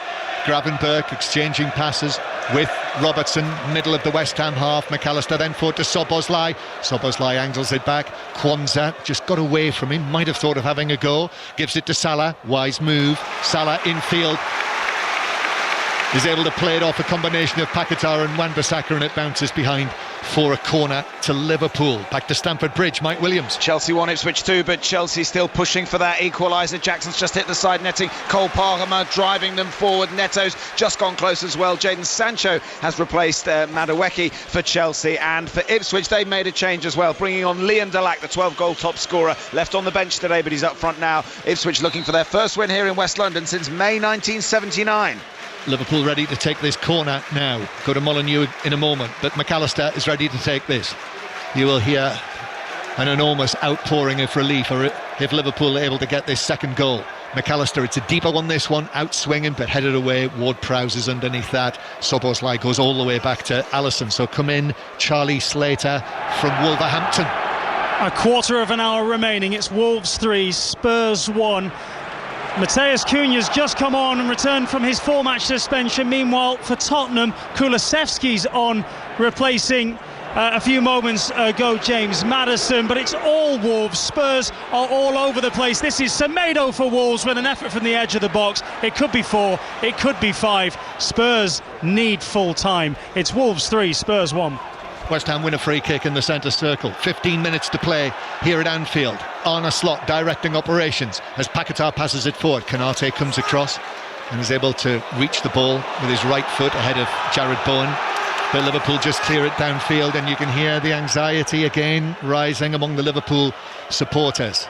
Another packed crowd at Anfield, watching on from the 4 imposing stands of this famous old stadium. In fact, the famous Kop now absolutely dwarfed by the other 3 sides of Anfield. 60,000 or so once again inside Anfield as Wan-Bissaka is fouled near the halfway line. Liverpool winning, but only narrowly. And now it's Mavropanos, just taps it to his right to Todibo, and Todibo gives it back to the Greek defender Mavropanos. Soler comes short. What a chance that was he had. And now suddenly the Liverpool defence has opened up. He gives it to Kudus. Kudus turns and shoots. Deflected. Soler was back in there again, but Liverpool were able to clear through Van Dijk. It was like the proverbial parting of the Red Sea for Soler, who just wandered straight through. And now West Ham come again. Soler back to Wan-Bissaka. Wan-Bissaka's cross hits Konate, bounces behind. Corner West Ham. I don't think they expected Soler to go as far as he did. I think the Liverpool defence, they just parted. They were looking to pick up the others. They were looking to pick up Kudus, Paquetá, Bowen, and in that Soler took his opportunity, strode through the middle of the Liverpool defence. In the end tried to play it into Kudus, but it came to nothing. But West Ham really are growing in confidence. Yes, and Graham Potter is seizing the moment here. He senses it. Now's the time to do this. He's going to take off Todibo. So the central defender is coming off, and also Soler from the midfield. I thought for a moment he was going to go all the way, Soler. So he's bringing on Fulkrug, as earlier discussed, and Guilherme as well, the Brazilian under-21 international winger. So double change. Corner to West Ham. Ward-Prowse to take this. Fulkrug will be licking his lips here. Ward-Prowse deep delivery. Excellent defensive header from Konate. Out to Guilherme, who gets his first touch here. And then Paquetá concedes a throw-in on the far side. He was trying to flick it back to Guilherme, but flicked it straight out of play for a throw. 1-0 Liverpool lead. Well, those substitutions gives you an indication of what Graham Potter feels. That's the abandonment of the back 5, the 3 centre-halves. It's now a flat back 4. Todibo going off. West Ham can just sense there may be something here for them. They're going to chase the game, they're going to have a go, and those substitutions would certainly sense that. With Guilherme and Fulkrug certainly coming on, they may go slightly more direct, frees Jared Bowen up in the area to be a little bit more creative alongside Paquetá and Kudus. Liverpool 1, West Ham 0. Still Chelsea 1, Ipswich 2, Wolves 3, Tottenham 1, and this throw-in. Suddenly it's now Liverpool who are managing the game. They're trying to break up the West Ham momentum, such as it is, as Liverpool clear towards the halfway line. Comes back to Gravenberg, but the referee, that an offside flag went up. It's a free kick to West Ham, 5 yards inside their own half. Ward-Prowse waiting to take this. In fact, he's trying to take it from the wrong half, but he rolled it back into his own territory. Free kick taken. Now here is Guilherme to Paquetá. Ward-Prowse is available, plays it down the line. Guilherme is onto this, left-footed cross, that's half blocked by Robertson, back to Guilherme, deep cross over Fulkrug and beyond Wan-Bissaka as well. Anfield relief, goal kick Liverpool. Good play by Guilherme down that right-hand side, cuts in decent cross, and you can see that's what West Ham are going to look for now. Now they've got Fulkrug on the pitch, they're going to get in certain areas, put balls into the box. All of a sudden what West Ham didn't do in the first half now. Liverpool have got a goal kick. West Ham are surrounding the edge of the 18-yard box. They're pressing a lot higher. You can see Graham Potter on the touchline beneath us. There's a genuine belief that there's something here for them. Liverpool 1-0 up. West Ham mentioned the fact that they've had one win here in their last 57 visits. Well, that was back in 2015. In the very late days of Brendan Rodgers, when they won 3-0 here. And make no mistake, West Ham are threatening. West Ham take the throw back into their own half. Now the Kop is trying to do it bit down there. One by one, people are getting to their feet and twirling their scarves, but West Ham on the attack. But Pakatov is... He can't believe that he's overhit that pass through. And actually Pakatov, when seeing his fellow Brazilian Alisson collected in the penalty area, dropped to his knees with his hands on his face in anguish. He's played some really good through balls this second half. He's picked himself some really good spaces. Balls over the top for Jared Bowen. Late-ish goal at Chelsea. Mike Williams. And a screamer of an equaliser from Jadon Sancho has made it Chelsea 2, Ipswich 2 in sensational style. Sancho left on the bench today despite those 2 assists in the Conference League on Thursday. He's come on in less than 5 minutes after his introduction, has let rip from the edge of the box from the corner into the top right-hand corner. Chelsea 2, Ipswich 2. So 2-2. Chelsea should reach the semi-final on Thursday night with the second leg against Legia Warsaw. We'll have all of those matches covered for you. Tuesday, Wednesday, Thursday, European commentaries live from Villa Park on Tuesday night to see if Aston Villa can turn it around as Liverpool win a free kick near the edge of their own area. Robertson was in a collision with Fulkrug, which you wouldn't necessarily want to be in. And he is, in fact, it was Virgil van Dijk who caught his own man. It was Virgil van Dijk leaping to clear it who caught the side of Robertson, who's down needing some treatment, lying on his side. He's taken one in the side of the neck, the side of the face, Andy Robertson. Miscommunication between him and Virgil van Dijk. Virgil van Dijk moving into Robertson's territory, comes across, tries to take the ball down with a high right boot, connects with the side of Robertson's neck, who's down in some pain. Yes, he is. Physios. Liverpool are going to make another change shortly, Paul, and it's Salah who's going to come off to be replaced by Endo, and he has gone quiet in the match. The second half he's been a lot quieter than he was in the first half, and I think that may be something to do with the way that West Ham have changed as well, with Wan-Bissaka coming over to this left hand side. The pace that he's got, he's been a threat in the opposite direction, and it's kind of nullified Mo Salah's threat going forward for Liverpool. It's a big, really big 7 minutes plus added time here for Liverpool. Yep, who have the narrow lead 1-0. And there's still a bit of concern for Robertson. They're going through all of the checks. So let's go back to Wembley with the latest on the final from Aaron Paul. Birmingham 0, Peterborough 1. This game has finally settled down, John, with 5 minutes of the first half remaining. Don't forget, Peterborough ahead through that 15th minute. Stunning goal from Harley Mills. What a free kick it was. 25 yards out left-footed, curled into the top corner. And Peterborough, they've just looked to sit back and counter hard. Ricky J. Jones with their best foray since the goal, down the right-hand side, charging into the area. Well defended by Birmingham. But for all the possession, Chris Davis's side have failed to test the Peterborough goalkeeper Jed Steers. Another Birmingham cross goes into the middle and is cleared away. Birmingham 0, Peterborough United 1. And with 6 minutes to play here at Anfield, the man of the moment, Mo Salah, not able to score a goal today, 2 days after the signing of the new contract, but he's applauded off and he's replaced by Endo. He wasn't happy then, Mo Salah. When his number went up initially, you look at him in the middle of the pitch and you could see his body language cut a frustrated figure. It wasn't until all the Kop rose to their feet and he got a standing ovation that he had to change. He had to look around and give the applause back to the crowd. But when his number went up, he looked across to the manager in somewhat disbelief. Shows his frustration in the second half. And with Endo coming on, that shows where the game is poised at the moment. The manager wants some stability in the midfield area. 1-0 to Liverpool. Back to the women's semi-final. Emily Herbert. Manchester City 0, Manchester United 2. The visitors look so dominant on the counter. They deserve this advantage. Shalim Bize almost netting her second, trying to nutmeg Keaton in goal, but is well blocked in the end. City look depleted, but it's United heading to Wembley as it stands. City 0, United 2. And to Wolverhampton, Charlie Slater.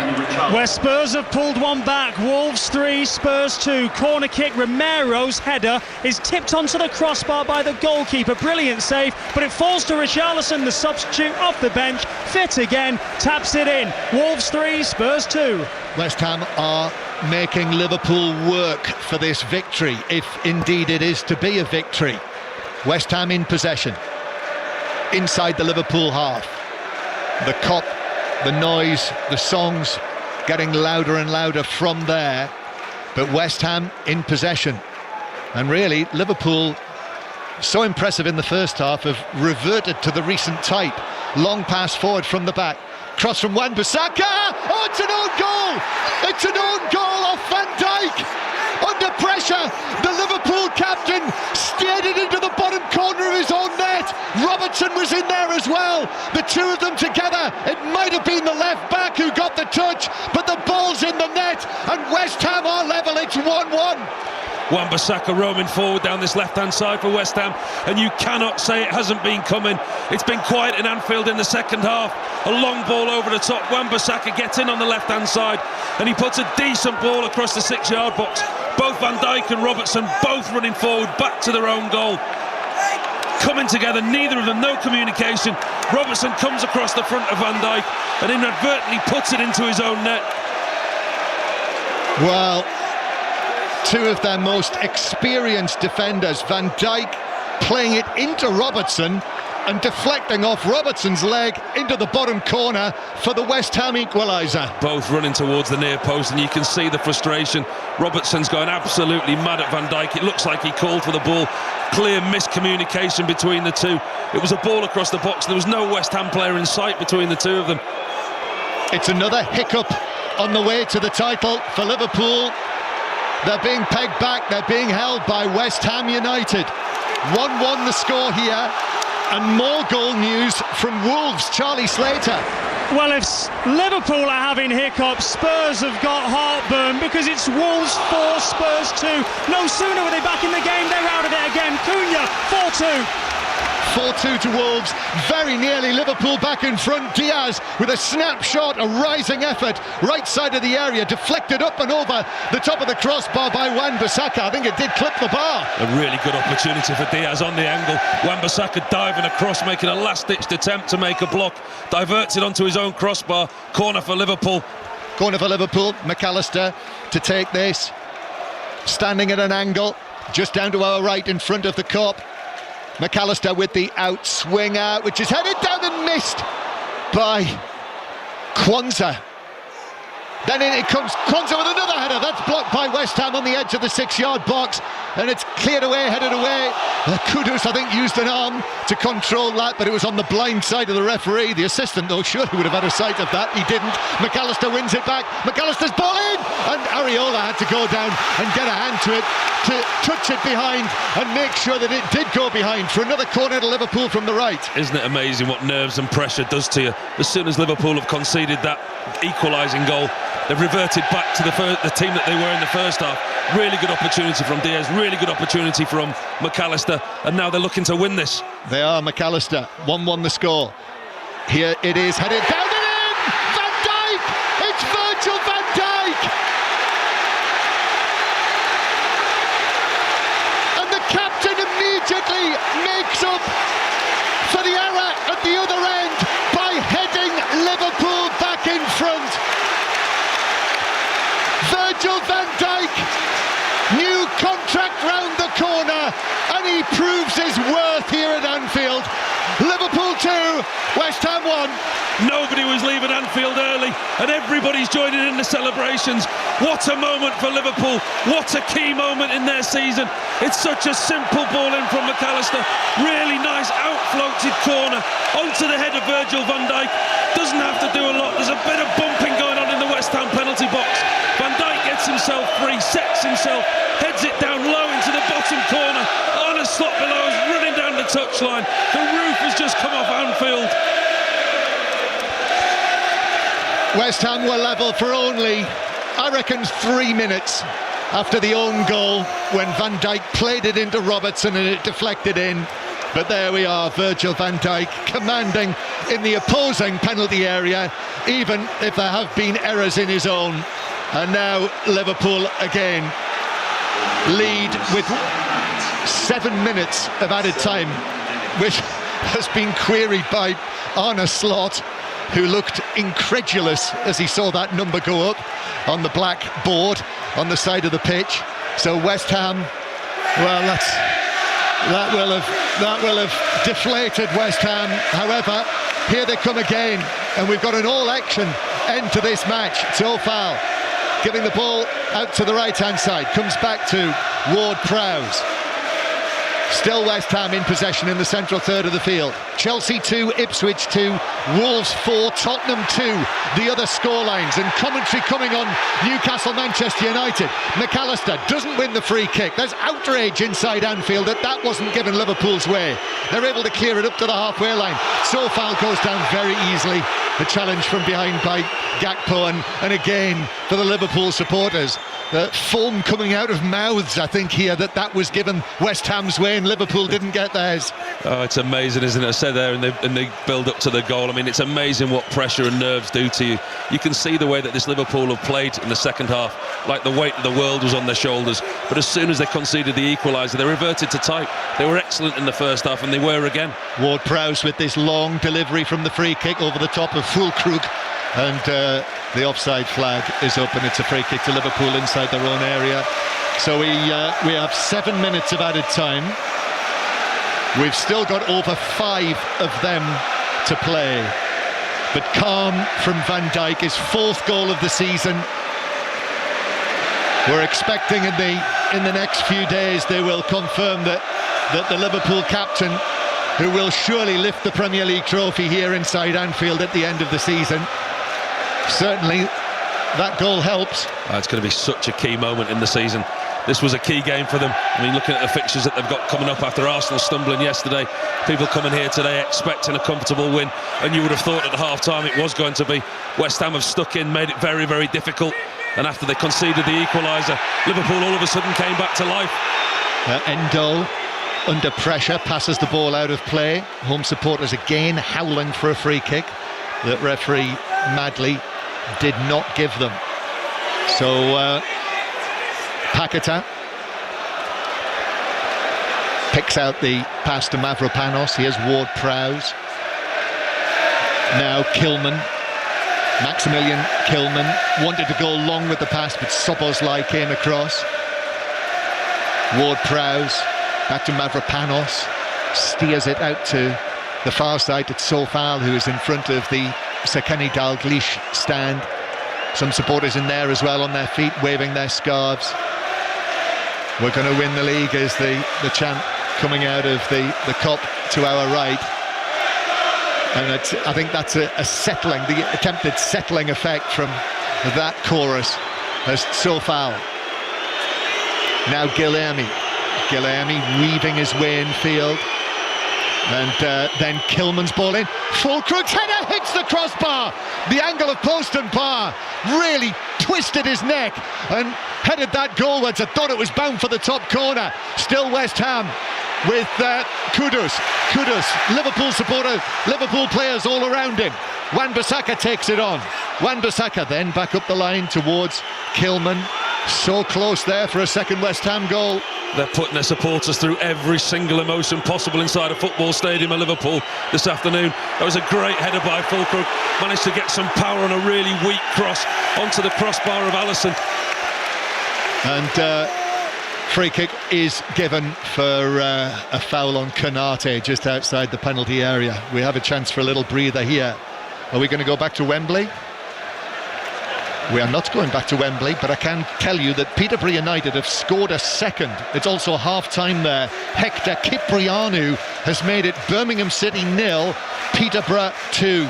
So we'll be straight there for the half-time news once we're done here at Anfield. And we're in the 5th minute of 7 of added time. Liverpool taking, as we are, another step towards the winning of the title. But it's been far from straightforward. Also, Manchester City 0, Manchester United 2 is the half-time score in the Women's FA Cup semi-final in Manchester. Alisson takes this free kick downfield. West Ham hoping that there's going to be one more chance, but that header from Füllkrug might be it. What a header it was as well. Talked about him before the match as a classic centre-forward. That was a classic centre-forward's header. Just watching the replay there earlier on, when Maximilian Kilman, the ball into the box, really didn't have a lot of pace on the cross. The pace and power that he generated for the header, it hit the joint of the post and bar. West Ham attacking again. Guilherme, who's really brought something to this West Ham performance. What a piece of wing play that was. And in the end, Liverpool were able to come out with the ball. Gakpo helping out the Liverpool defence, and it defects out of play for a throw-in on the halfway line. Quickly to Molineux, Charlie Slater. Wolves 4, Spurs 2, full-time. Another horrible afternoon for Ange Postecoglou, while Wolves have now won 4 top-flight wins on the spin for the first time since 1972. For Spurs, their season comes down to what they do in Germany in the Europa League on Thursday evening. It's finished Wolves 4, Spurs 2.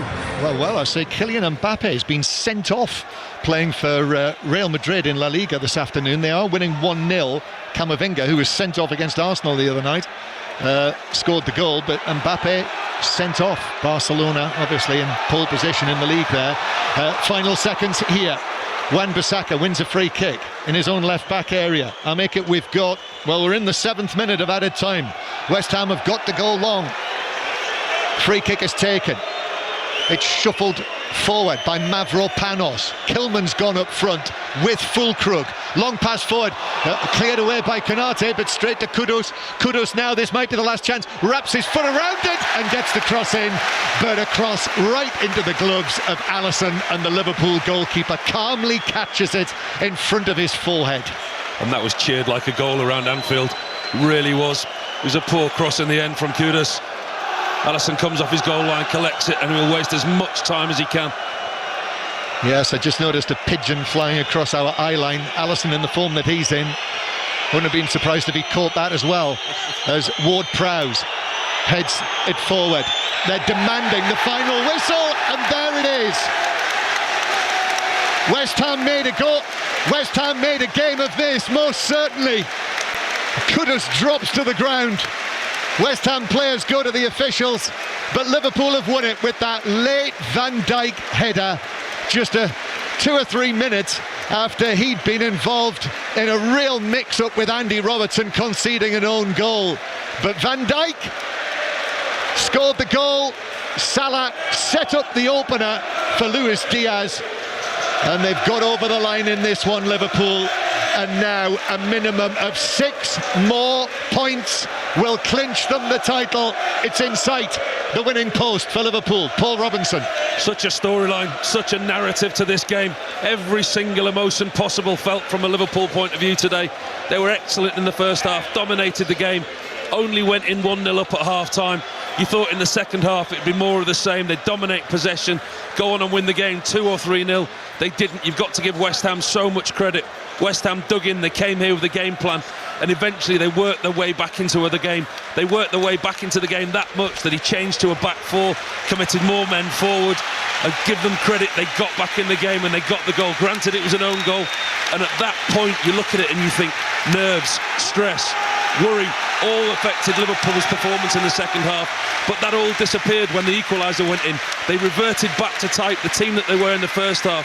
They started pressing high, winning the ball back, and there was a desperation to win this game, and it was a set play. McAllister's ball into Virgil van Dijk. He didn't have to do a lot. He bumped a few people around in the penalty box, got his head on it, and he's got what looks like an absolutely crucial win for Liverpool today. The Liverpool captain, tall, dark hair swept back, is applauding the Liverpool fans in the Kop. Arne Slot then takes over, and it's Arne Slot now. Well, this is unusual for him. We don't often see him as animated as this. Not quite Jurgen Klopp, I'd have to say that, but it's a couple of clenched fists raised, and he's waving all around Anfield. They know they're nearly there. Their next 2 matches, next Sunday, you'll hear it on 5 Live. They're at Leicester, and then back here against Tottenham. If they win those 2 matches, there's nothing Arsenal can do. But were Arsenal to lose at Ipswich next Sunday afternoon before the Leicester-Liverpool match, then Liverpool could clinch it at Leicester next weekend. That's how close they are. And more applause, more Liverpool cheers ringing around after a final score of Liverpool 2, West Ham 1.